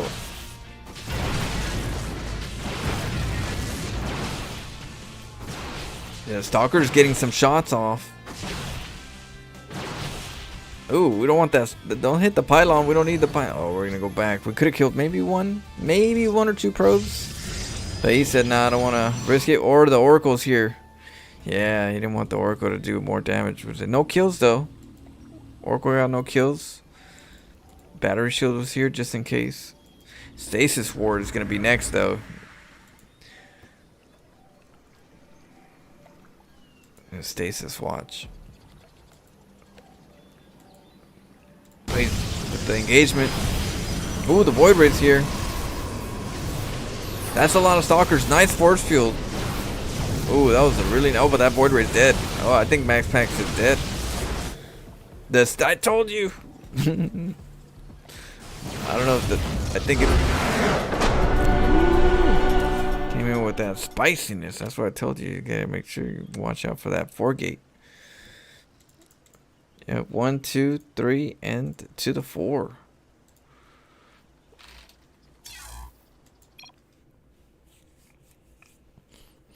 Yeah, I think it's really important that if you're doing a 4-gate, you're able to most likely punish somebody that's going for a natural, even with the high ground, low ground, with the battery, because that overcharge used to just not allow Protoss to even be aggressive, and just, and with that, then you'd always have to play macro, and there should be a little bit of fear in your opponent that there might be something that can beat their greed, So I'm really glad in some degree that the overcharge was removed for that, that purpose of like early flavor aggro.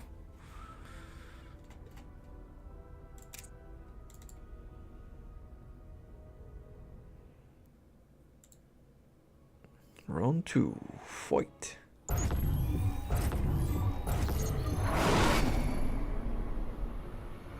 What you up to, Miss Aries? What games are you playing right now?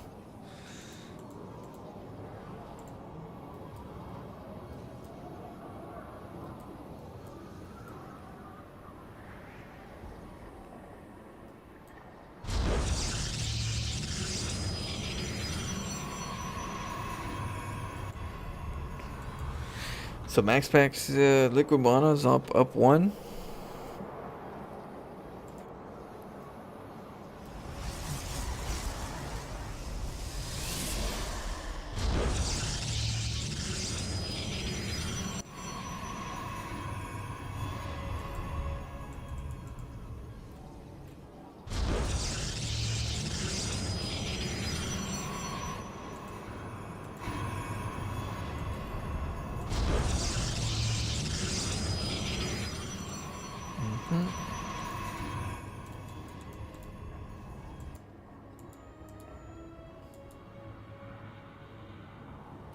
Mineral walks.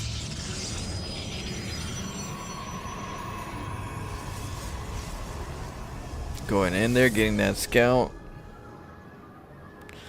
Straight to a mineral wall. Oh, could have blocked him. There he goes. Look at that one going.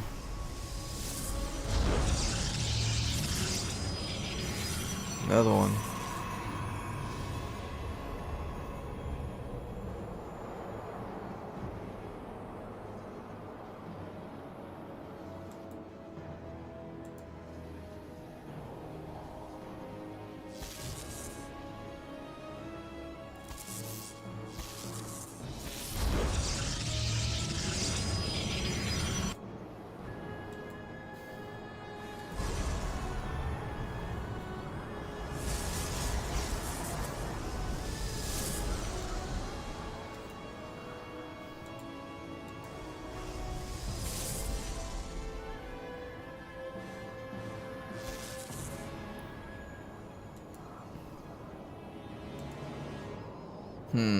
I feel like sometimes the mineral walk, the mineral harass is probably counterproductive if you're not on top of your game, because you'd have to do the mineral harass at the same time. You'd have to be at your base making sure that you're pairing the probes to the minerals, so that you also don't have probes going back and forth looking for minerals because they're out of sync, because you're busy doing it to their side or on their side. As long as they just keep, you know, not letting it occur, I feel like sometimes that might be a drawback.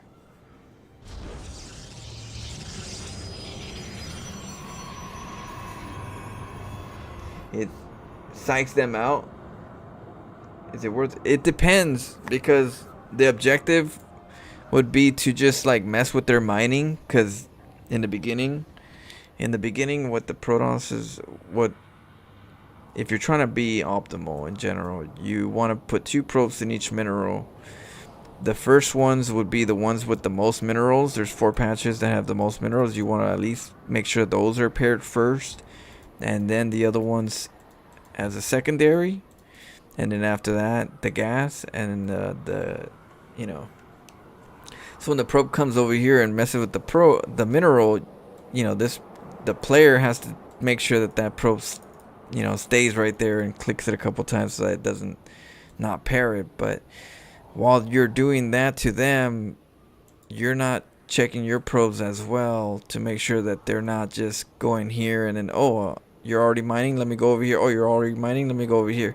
They might be doing that on their side because they're busy doing this to their side. You know what I mean? So it depends which one's more optimal. You know, you kind of have to luck in that these aren't going to do that, and, you know, have one probe go back and forth left and right trying to find a mineral because everyone's taken.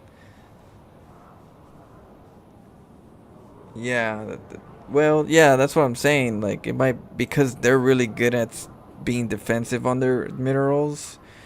If you're trying to harass their minerals back and forth, trying to like keep the probe alive, you might not be doing as optimal. You'll be building the stuff right. You know, I'm just talking about like nitty gritty. I'm not. You'll get the gateway right. You'll get the, you know, the building timing is right, but you're gonna neglect your mineral patches, which I think is, you know, I guess if you're here, might as well do something. But I don't know. I don't know if that's good. I think that's counterproductive sometimes, to put too much time into the mineral harass. It has to be just enough so you can go back here and create your buildings. But I don't think they're gonna go over there, come back, try to pair it, come back, do this, come back, try to pair it. Ooh.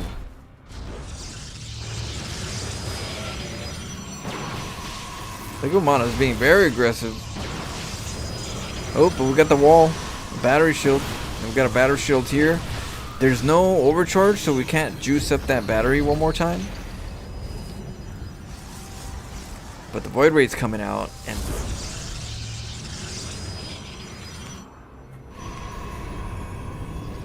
ooh.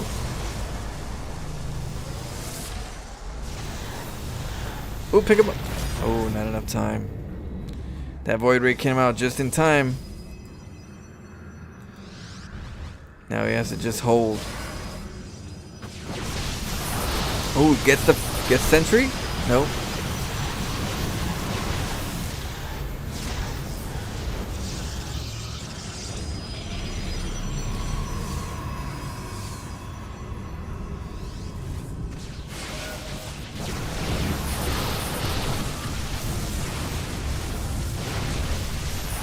Ooh. Have to pick up that immortal. Nice pickup. But we're dealing with void raids though. You know? So. But stalkers are a really good choice. You can get more stalkers than you could void raids. So that's gonna possibly overpower. Yeah, we just gotta make sure we don't get cut off. Nice pickups. Get another warp in. There's not an overcharge, but there is one potential juice. But here we go. But we're on one base. That's the one thing about liquid mana. He's on one base, so hopefully we can kill some of these void raids. Because in some degree, Max Pack can still just go back into one base for a little while. He's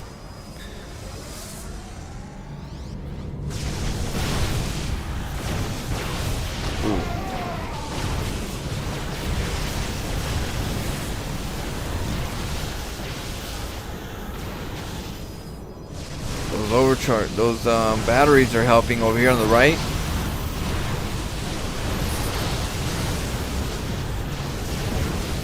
Those force fields.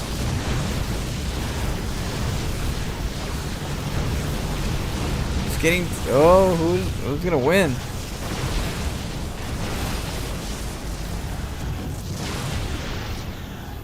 If Max Packs hold just a little bit longer. But there is no mining at the natural, so that you can still lose that base.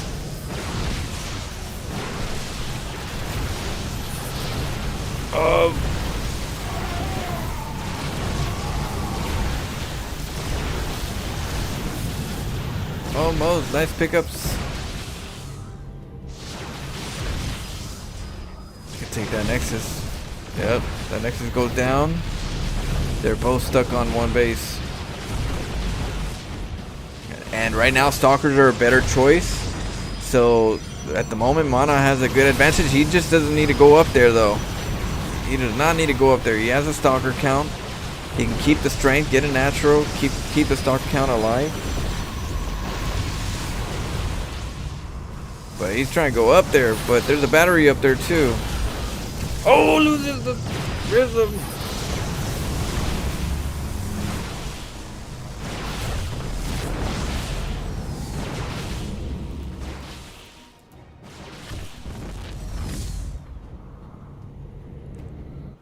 The pain, you know what I said, when you're ahead, you know, get more ahead. Don't go up there, you know. People go, oh, hey Flo, you could have won 10 minutes ago. You could have just went up the ramp and killed the guy.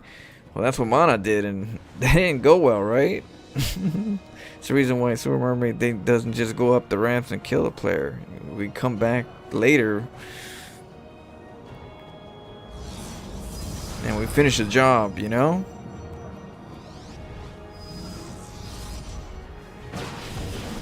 Ooh, but you know what? Max Pack is out of position. Those Void Raids are way out of position. Are we gonna recall?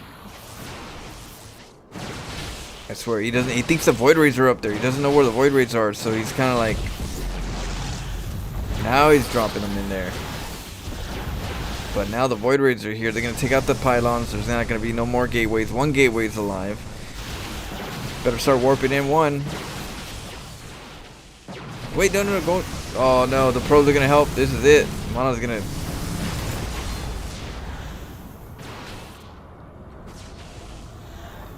That Cybernetics core doesn't die yet. Immortal's here. Immortal. Void Raids. Really good opener. Yeah. More Immortals. We're gonna need charge lots. But, you know, I don't know if that's gonna happen. Oh, the stasis ward. Painful, that Oracle. Don't go up the ramp. Take a base. Take a base. Keep him from taking the base.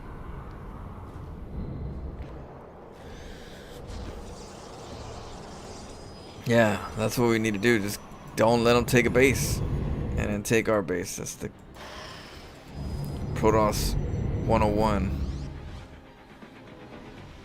Oh, he's going to try to force field that spot. He's trying to find a way to get in there. There's no prism. He doesn't have a prism or an Archon, so he doesn't want to fully get stuck. So he's going to...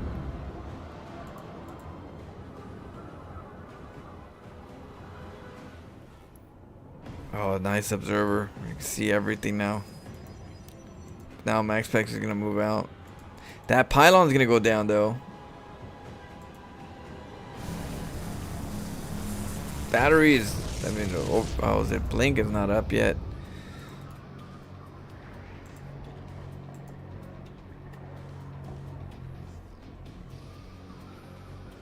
Oh, he's going to go out now.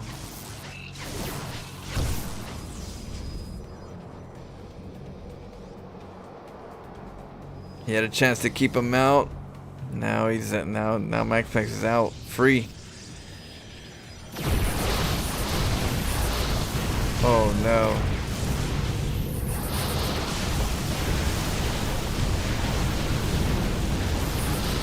Oh, the void raids are dying. We need some charge loss though. The Immortals getting one.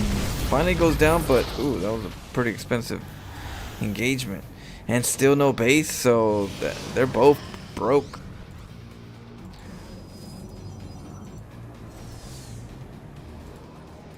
And yeah, Max Pack's going for that base. And the Robo's gonna go down. A Gateway's gonna go down. That's a bit painful.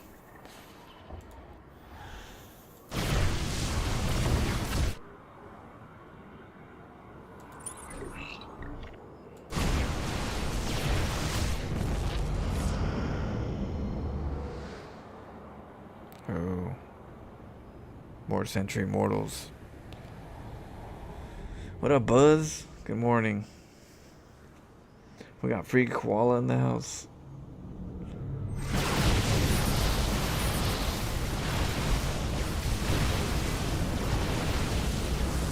Oh man.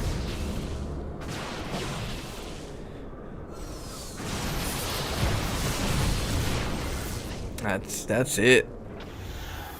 That is, you know, time is running out.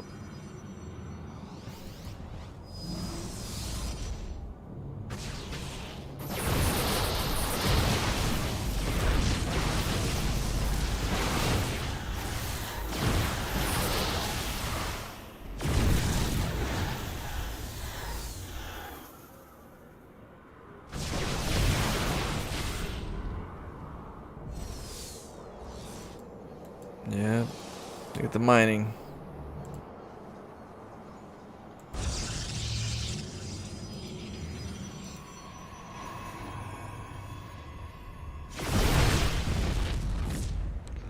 What? It's cold down here. I know it's cold too. I got a heater that I put on, and my little sweater heater.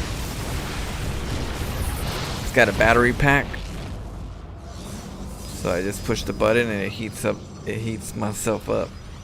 Got little wires.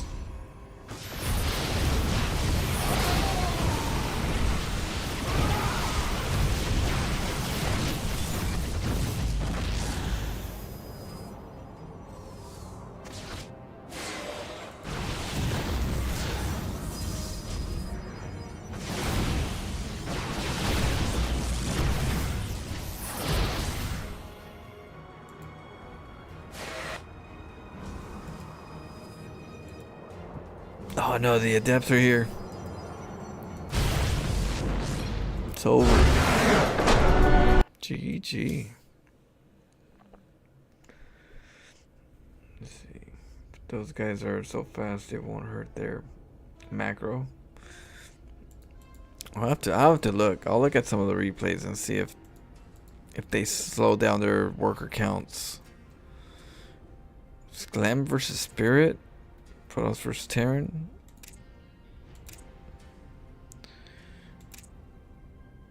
Oh, Clem does pick Terran. Okay. Oh, here we go. Well, yeah, Clem versus Spirit PvT. What do you guys think? Who will win? Spirit? I don't know too much what Spirit's play. I don't know how he plays. I know Clem's very fast, but I kind of know more Clem's TVZ than anything else. I don't really know his TVP as much.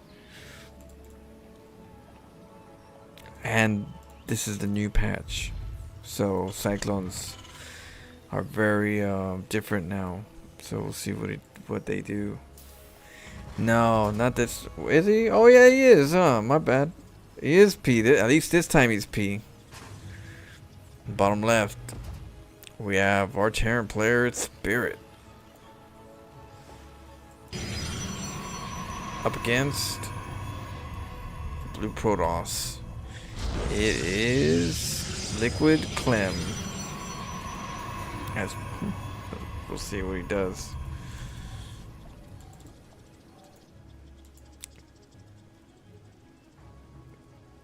Is he gonna play Protoss like Raynor? Raynor plays Protoss like Zerg, just tries to be very fast. So we'll see if Clem does the same thing or if it's more of a, you know, tricks, strategies.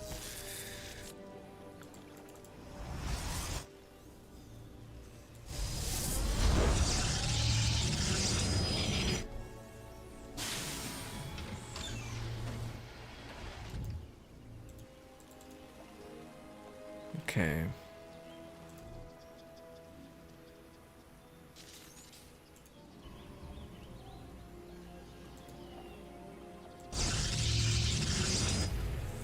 Panel on low ground. And he's out of here.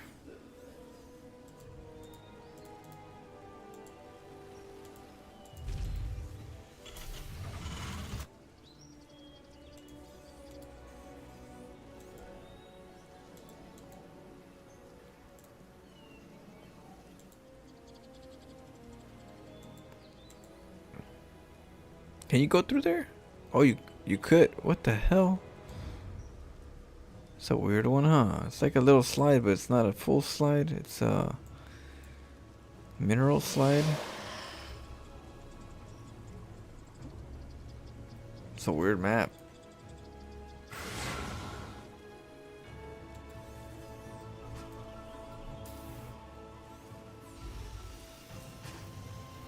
Obstacle course? Yeah. Right?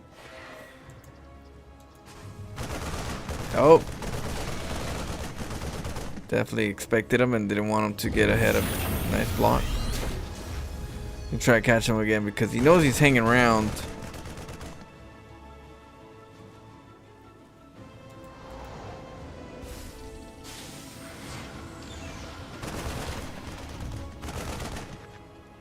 Alright, pull back. Nice pull back.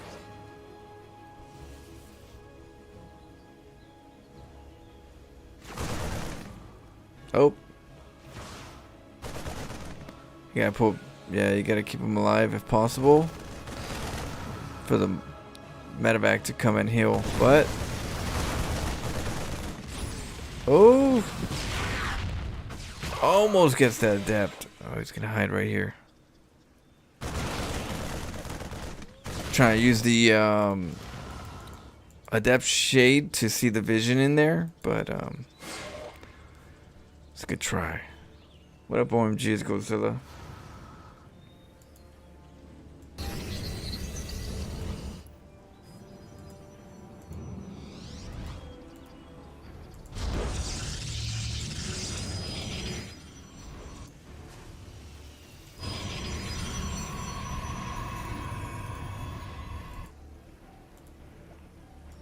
Blink Stalkers.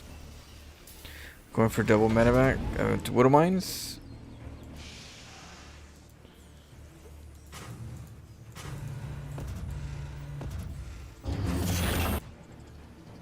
We'll see if Clem is prepared for the Widow Mines.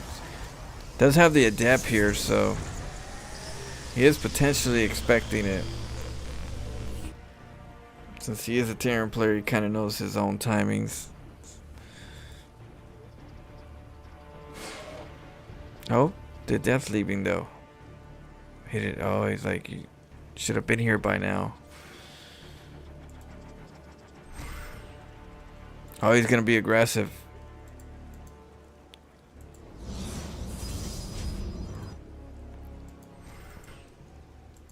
Oh.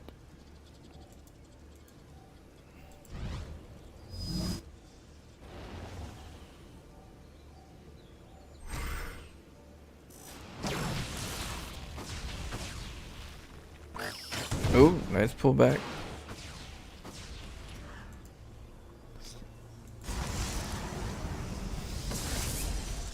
Nice.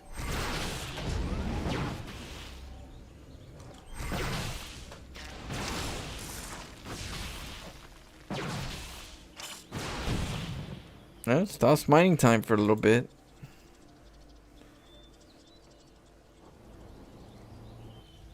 What happened?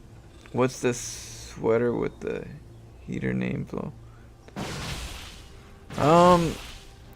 Just I forgot the name of it. It's I bought it on Amazon, but just look up, you know, heater sweaters or electric heater sweaters or something. You'll find different styles.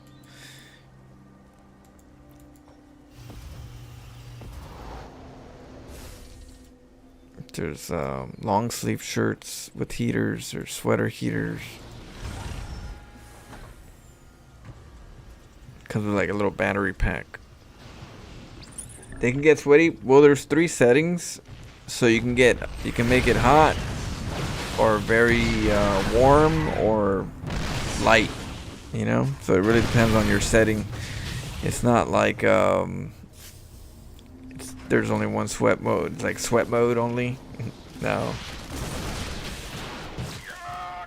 I don't know. That would suck if you can't control the temperature. Oh, well done. Right?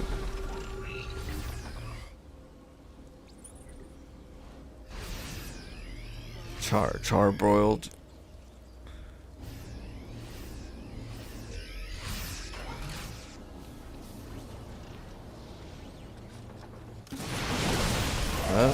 Yeah, that's what Protoss wants to do. Protoss is supposed to come over here, slow them down, force the tanks to siege up, but we're not really instigating too much. We gotta wait until those charge lots, more warp-ins.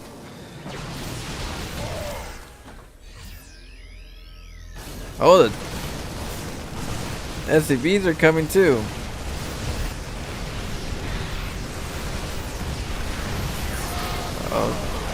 Uh-oh.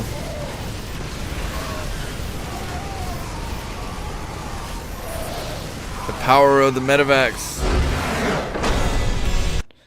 Ooh, Clem felt the power of the Terran medevac Marine Marauder. It doesn't feel good. Yep, medevacs. Yep, this combo right here.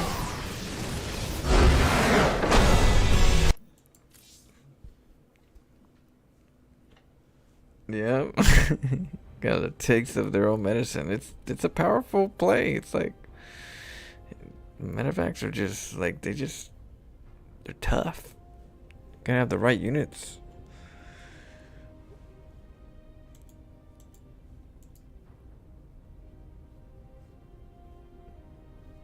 Let's see. Game 2.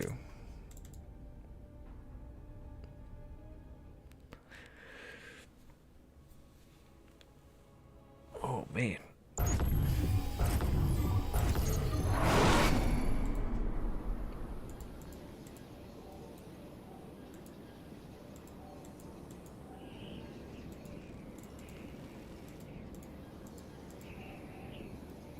All right, game 2.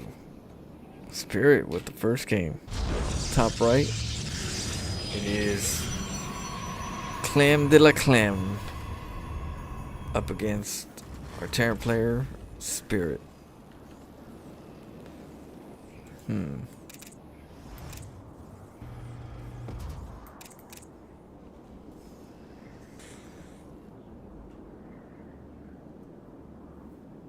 Brave still going P. I know I didn't just switch to Terran. Maybe it's kind of like Rainer, where he's like, I don't like ZVZ, so I'll go Protoss when I see a Z.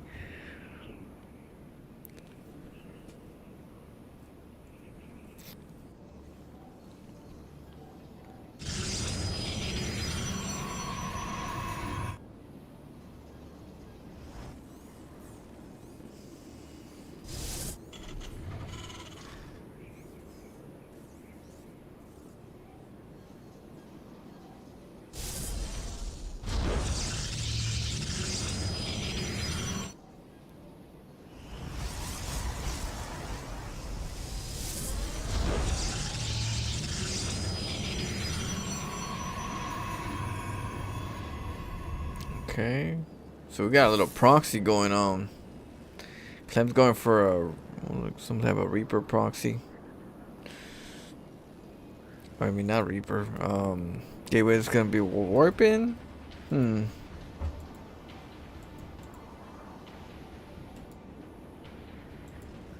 We'll see. We'll see.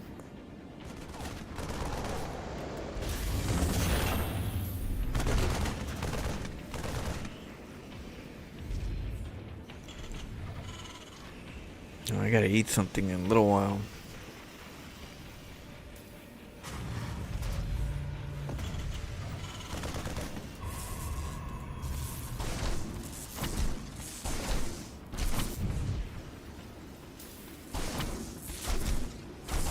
Oh, here we go. He's trying to get that stalker really quick, maybe to deny the bunker, but there's gonna be a bunker, so he's probably really hoping to deny him.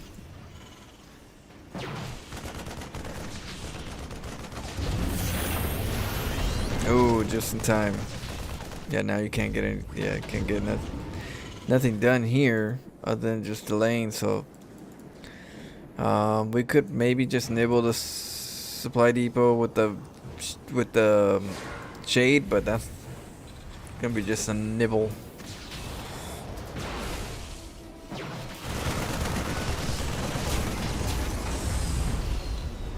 Whew.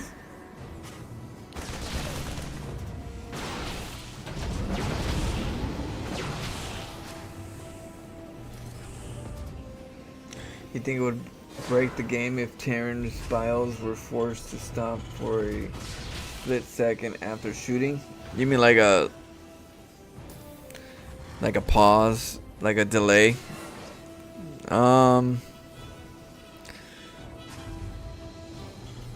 Depends on how that delay is, because Terran stutter step a lot.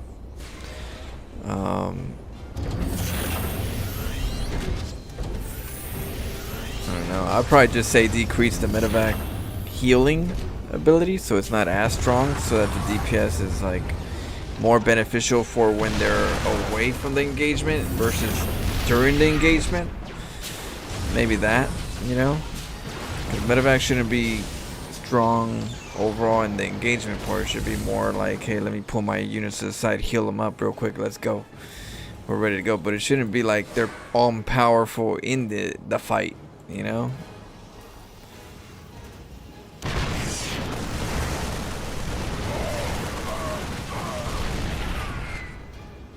So I just decreased the regeneration speed.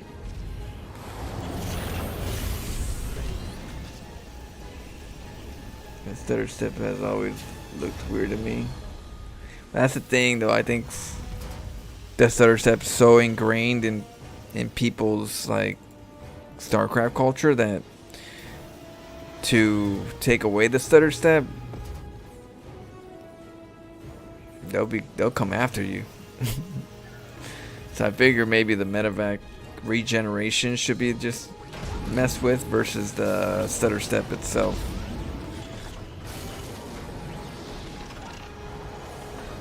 But yeah, you'll get all kinds of Terrans after you.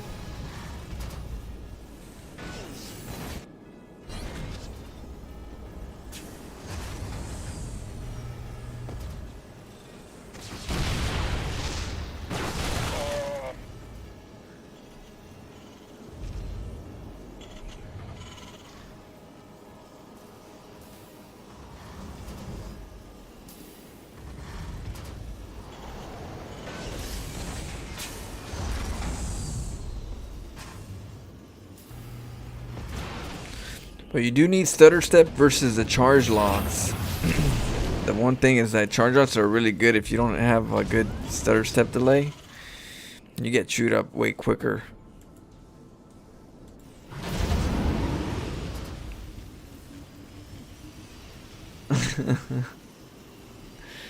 Damn right. But we're taking over. If you remove stutter step, turn would be easier to play, more like a click-based race. Yeah, I think they'll just come after you, try to mess with their stutter step. Look, I just think that their generation, you know, I just don't. I just think the medevacs might need to be a little not as strong.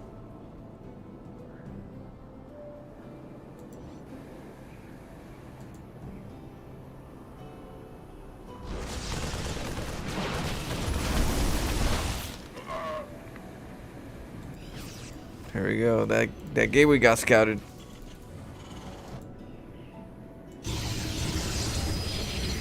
Blink is up.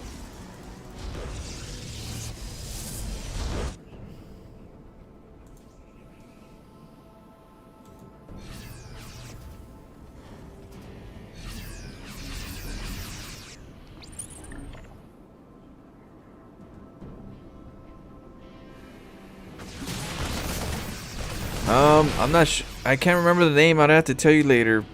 Just look up on Amazon, like long sleeve heater sweaters or heater shirts. You'll find them on Amazon. I'd have to check later to see what the actual brand is.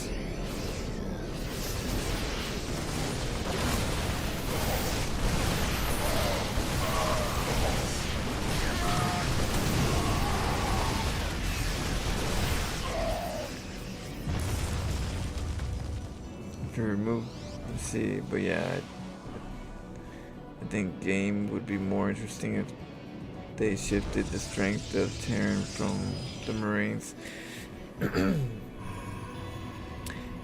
I just think that they're very unstoppable when there's a lot of medevacs where it's like too strong sometimes, where the medevac should be stronger more on the outside of engagements versus during the engagements. Look at this. This is a really strong army because of these medevacs.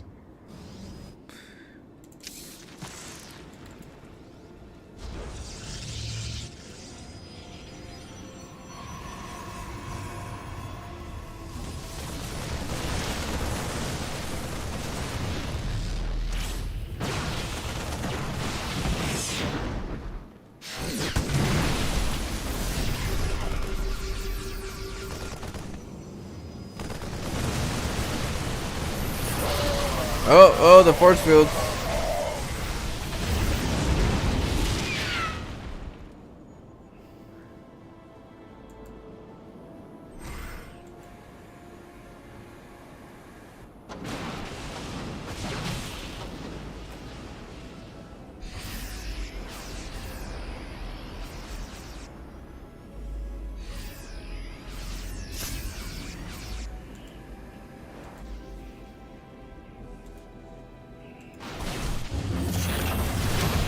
Oh. I don't think that base is gonna get taken out though. That's a tough army right there to engage. I wouldn't. You need the storms. There goes the immortals though. The immortals might help out. And there goes that stutter step.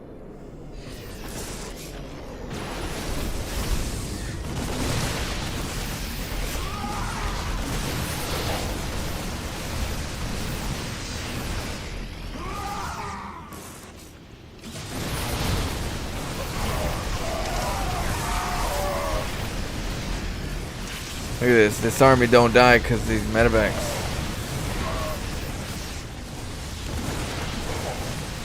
That Colossus just got ravaged.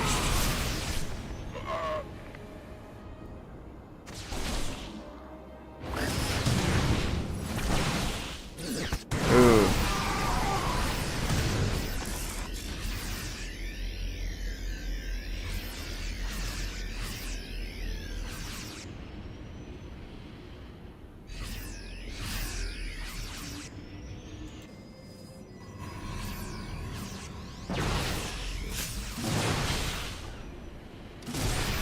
What up, Boogie Bug?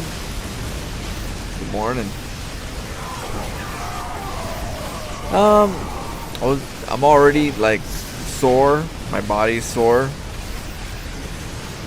So I think I did a lot of good progress in that game where I'm like, my brain's getting tired where if I try to think how to solve it, it's such a big game. I don't want to run into just not knowing what I'm doing for too long. My brain just like gets exhausted. But also I don't want spoilers. So hopefully, you know,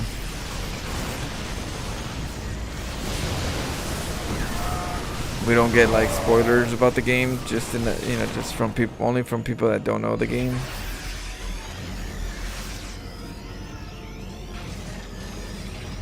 Heater for the body, cooler for the brain.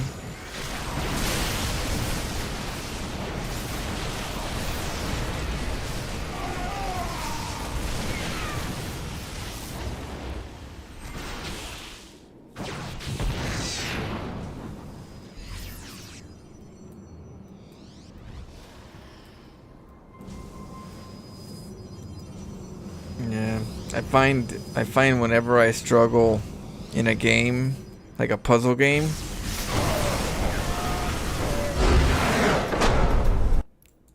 then people would want to give me the answers. I don't want the answers. Not on actual puzzle game.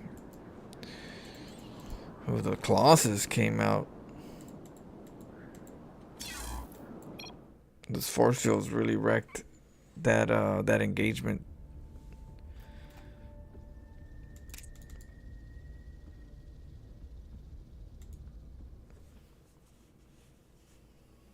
Game 3.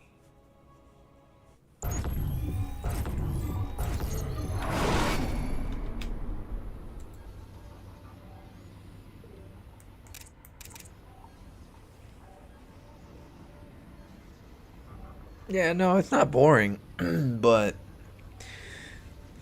it's a game you really want to have some energy because it's a thinking game. And if your mind isn't like focused, you could be running in circles for hours in that game and not realize what you really have to do. So you have to be very, you know, attentive to the game since it's such a huge puzzle game. Yeah, I don't want to miss stuff, so I don't want to be half asleep. But I did pretty good. I think we got a pretty good distance in that game for the first, you know, for the first try.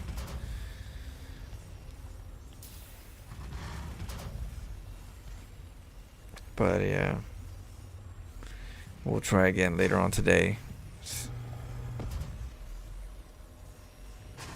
Sarah was streaming. Didn't know he was streaming. Yeah, go check him out. He was streaming for a little bit, for a good minute.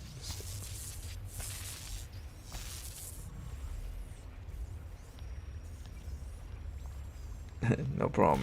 Areli? What? You can go see, you know, Sarah. I don't mind. I gotta eat in a little bit anyway. Oh, okay. Check out his VOD. Check the VODs.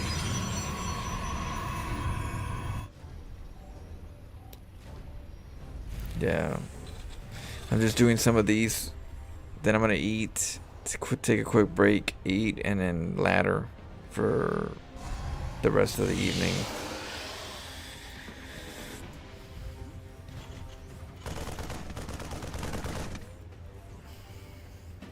Oh. Get out of here, probe. Look at this. So we're taking the third instead of the natural so that we can, you know, be a little more confusing because there's a chance the Reaper's not going to mess with the third. So a little mind game.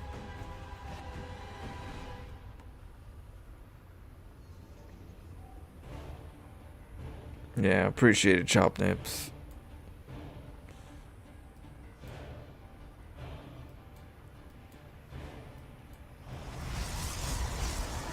Yeah.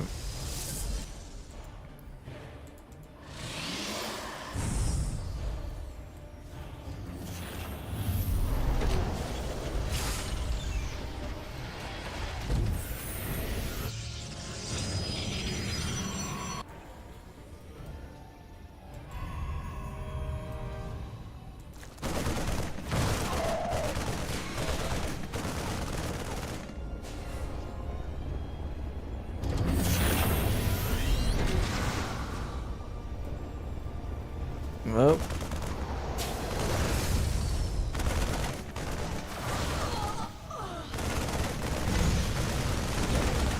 Ooh, nice. The Hellions helped out with the depths.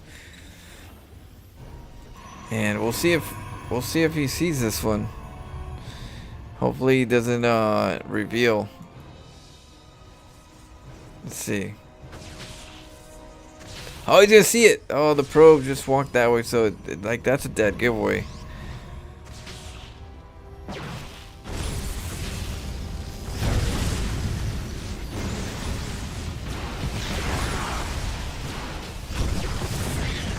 Three workers killed. There we go. Yeah, go up there. Oh, that adept's missing the opportunity. The Hellions are missing the opportunity. That could have been some kills right there. Trying to go around now.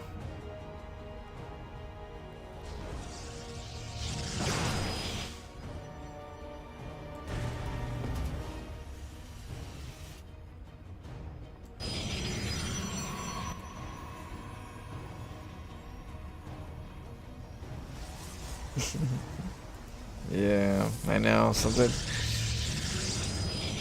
like I cast these games to see if there's any kind of like early pressure cheese, but a lot of them definitely go for that macro, which is, you know, understandable. It's the optimal.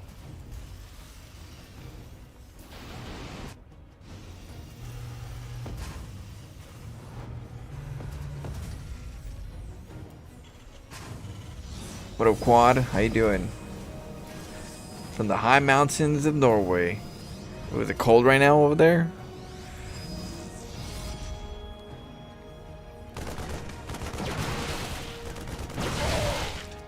Oh, we gotta drop Banshee.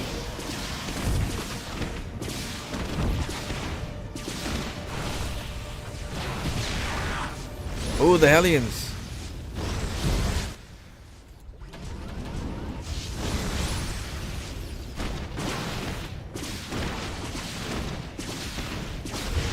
I don't know if he's catching that. Definitely not seen.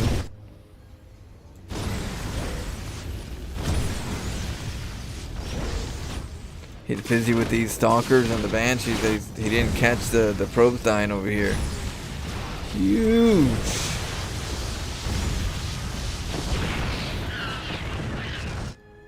That was actually some pretty good damage. 16 workers killed.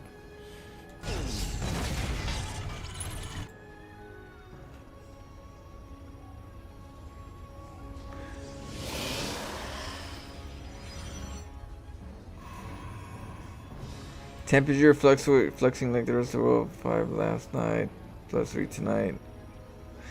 Cali's not that cold. Cali, it's getting foggy now, but it's staying within like maybe like 50 degrees. Right now it's pretty cloudy, but it's probably like in the 60s. 62 or something like that. It's not that bad right now. But the mountains, you know, it's cold over there. High elevation.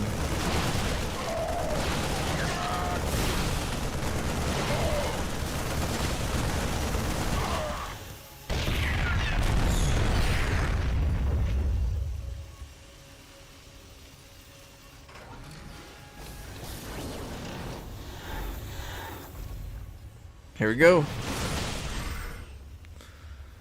pull back. Yep, the army's coming. I was gonna try to take out the tank. Very nice. The tank got left alone. Loses one.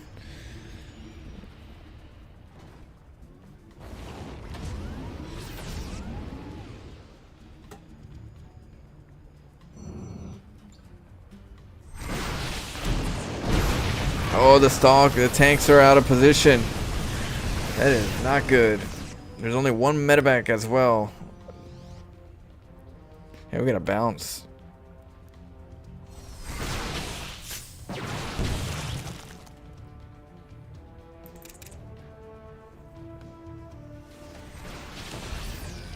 In good places. I'm not selling no heater shirts. I don't know how many people are like me that get cold so quick. I got a heater suit because I always get cold.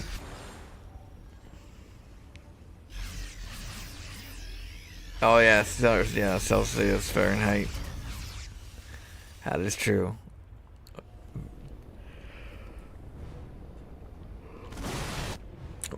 We also don't use metric.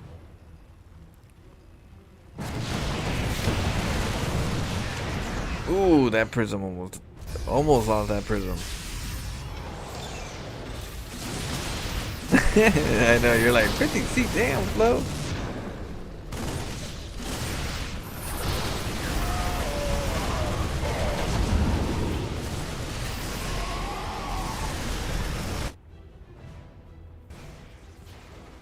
That's good. Yeah, we're gonna play some more tonight. Anybody that hasn't played it can help with the puzzles.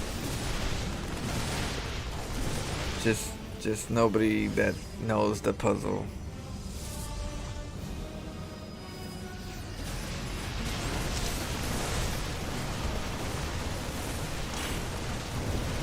Oh, there goes the charge launch for pulley. There goes the stutter step. The powerhouse.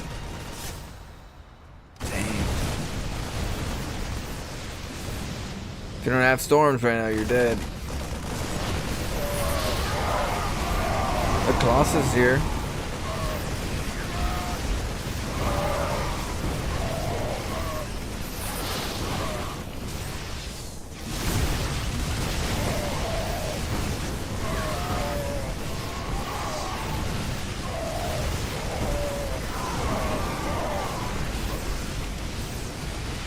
Ooh. That Colossus is like so close to dying.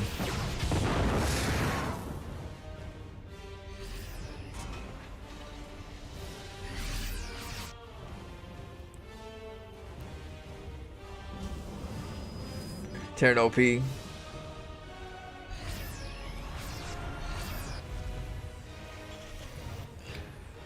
but I gotta eat it a little bit.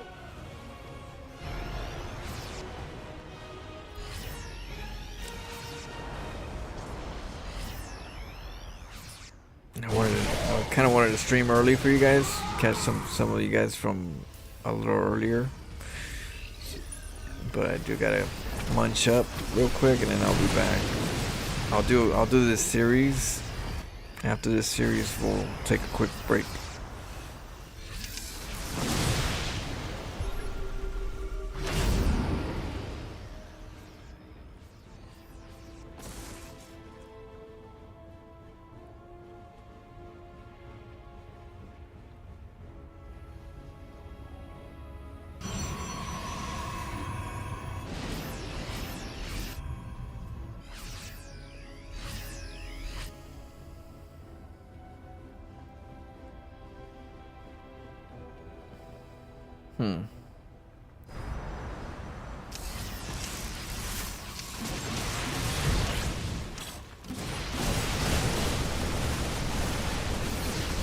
Ooh, those widow mines.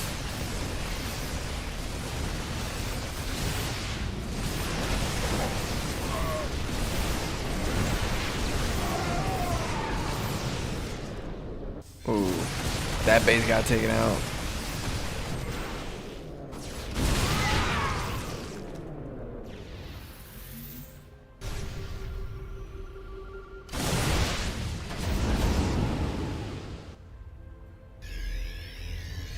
LP. Food is important. Yeah, I didn't really eat much. I had like a ham sandwich last night, so I actually have to have a real meal.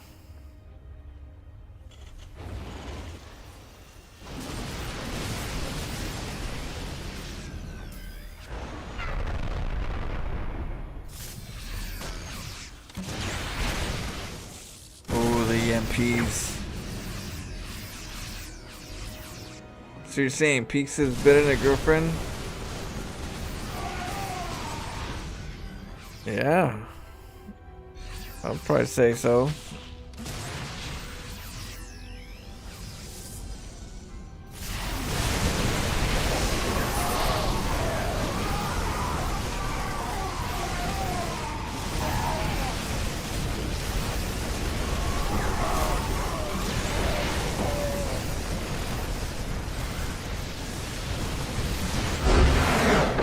GG. Liquid Chem.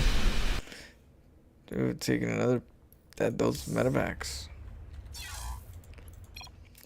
Yeah, the Colossus were good, but yeah, he needs Storm. I didn't see no Storm. You gotta be careful.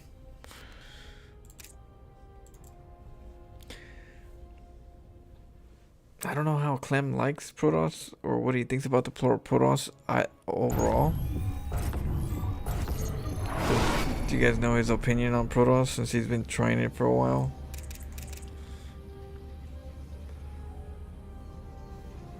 Alright, this is...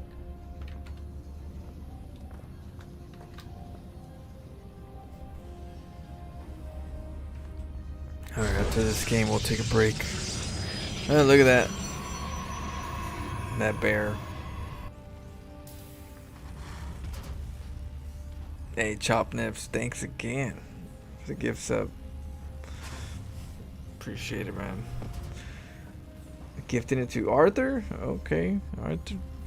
He's been here for a while.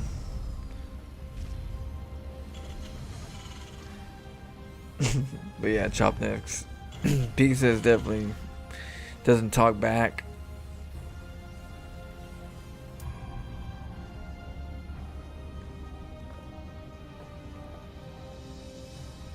Doesn't have cougar nails. I don't know how girls do those nails that are like that long. Maybe they like to have those, like, I don't know.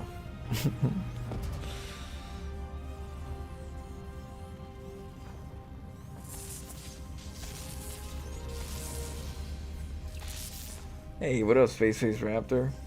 What did you? Yeah, pretty much gonna eat.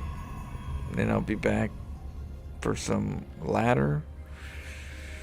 Maybe some team games after that.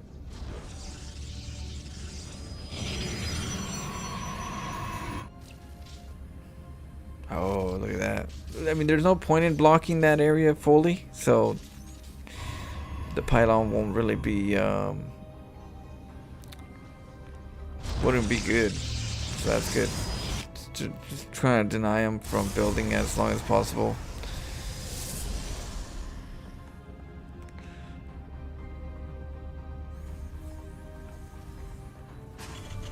You got pizza yesterday from...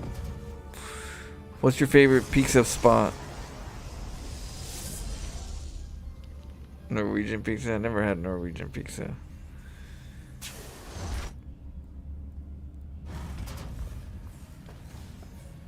What? Get that, yeah. Yeah, I definitely don't want that pizza.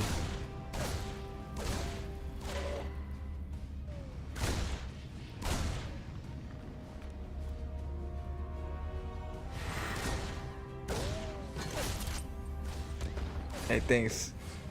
Ratara? Ratara?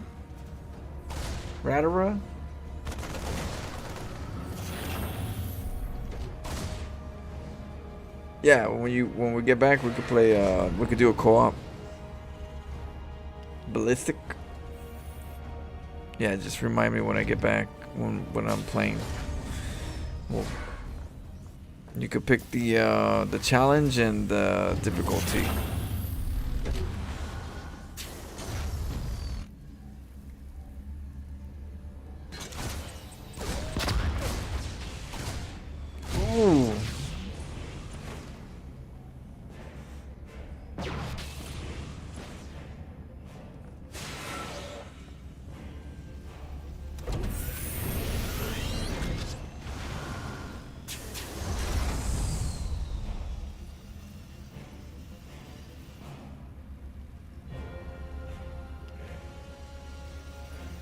Alright, so what's gonna happen right here? We got the bunker ready to go. That reap. Oh, get another one. Try and get the third. No, no, no.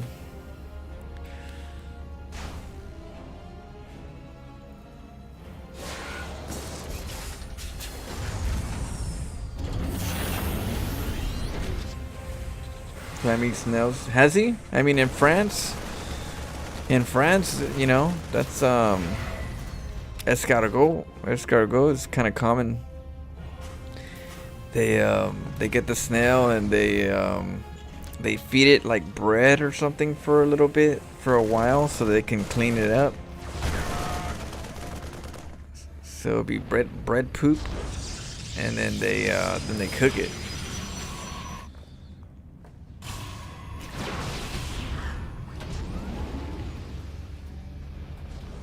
Yeah, I never had escargot. I never ate snails before, but there's definitely a prepping.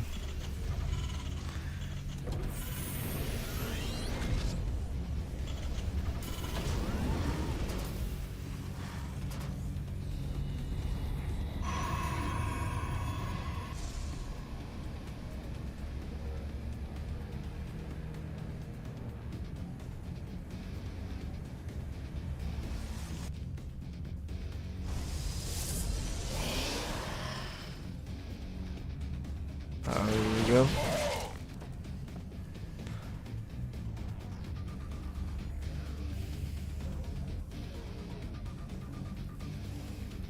Raven. Okay, the Raven's gonna try to be very annoying with the Raven.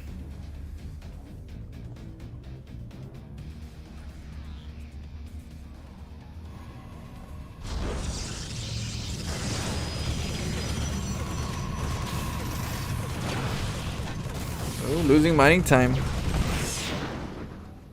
And then 4 more gateways on the way, so.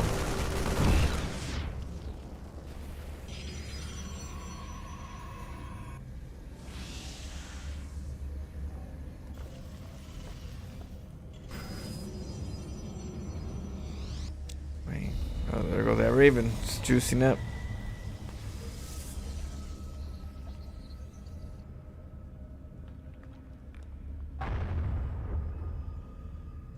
Does that have to move out? Oh, yeah. No, no, maybe not. Yeah, medevac is here.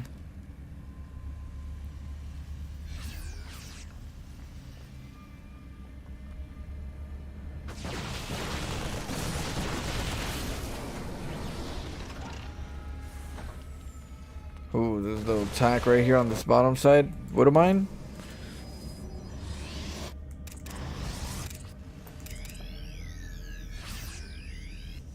Had escargot twice, and the second time tasted like lasagna, as it was served with a red sauce. The first time was on a horse and a cruise, and delicious.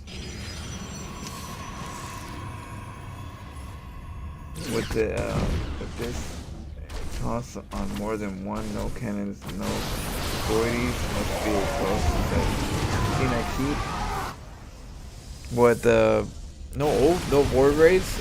Yeah, they go for the bases, the macro, and the charge launch blink stalkers, tier 1 units for a little bit, and then eventually tier 2, tier 3, but down the road.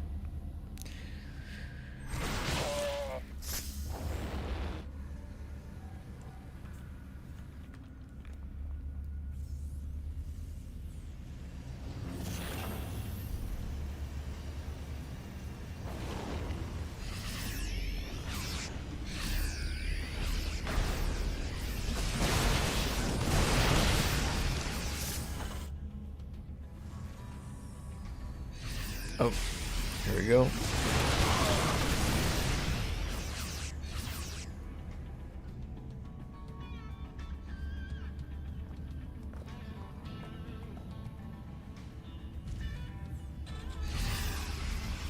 Oh.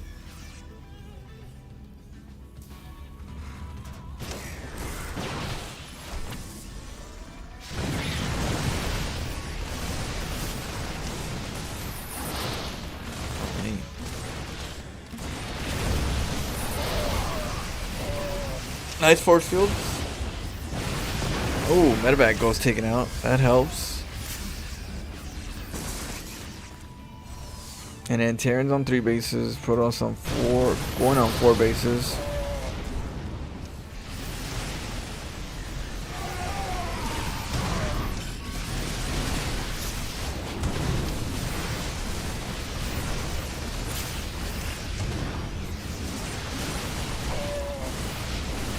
Oh, the pullback.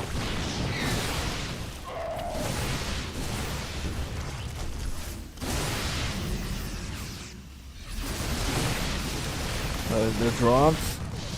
Oh no, it's a Raven.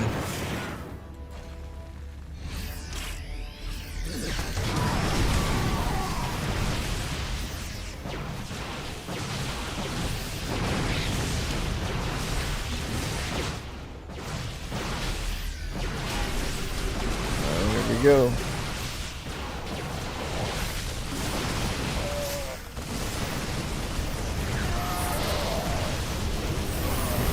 Bernardia. Oh, the Colossus doing some good damage.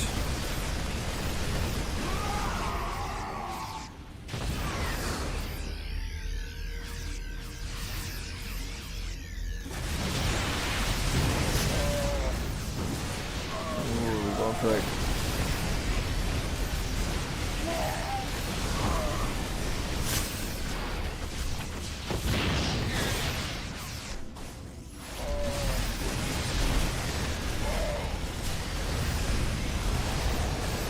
Ooh. Hey, what up, background? I'm gonna eat real quick, and I'll be back on in about an hour. I gotta get something to eat. Oh yeah, I'll be playing it tonight. Some Ribbon at 8 o'clock. So I'm gonna later on around 4 p.m. I usually eat, take a break, and then do a little bit of ladder, and then do some secondary game. So we'll play some more tonight. Oh, but I just gotta eat right now. Yeah, the game's interesting. I got a pretty good ways, but it is a big map, and there's a lot of ways to go. So we're gonna have to, you know, give it a second round 2. The best player in the world is Protoss. Oh, Clem, Rainer, they're all switching to Protoss. No, they're all testing it, but none of them are too crazy on Protoss. They're more on the standard side of Protoss. I was hoping more, Phoenix builds or, you know, some. I just need, brain energy, brain power. So we got enough done when I got a little sleepy. I had to take a break. Because, you need all the energy. But we got it, and we're playing it. Seems interesting. It's a big boy game.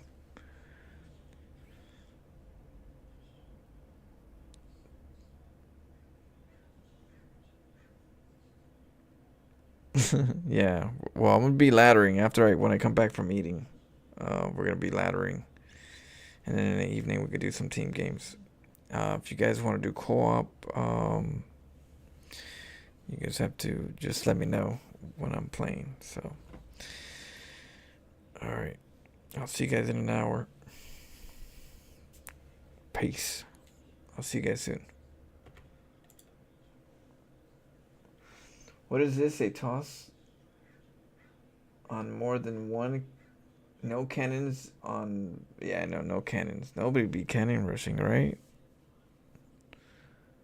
Alright. We could come with ideas for... Yeah. In the game? Oh, you're talking about when I play ladder? Yeah. If you guys have any ideas, I'm cool with it. Some more dabbing. Yeah, after I eat, we'll dab. Do some crazy games. Alright. I'll see you guys soon.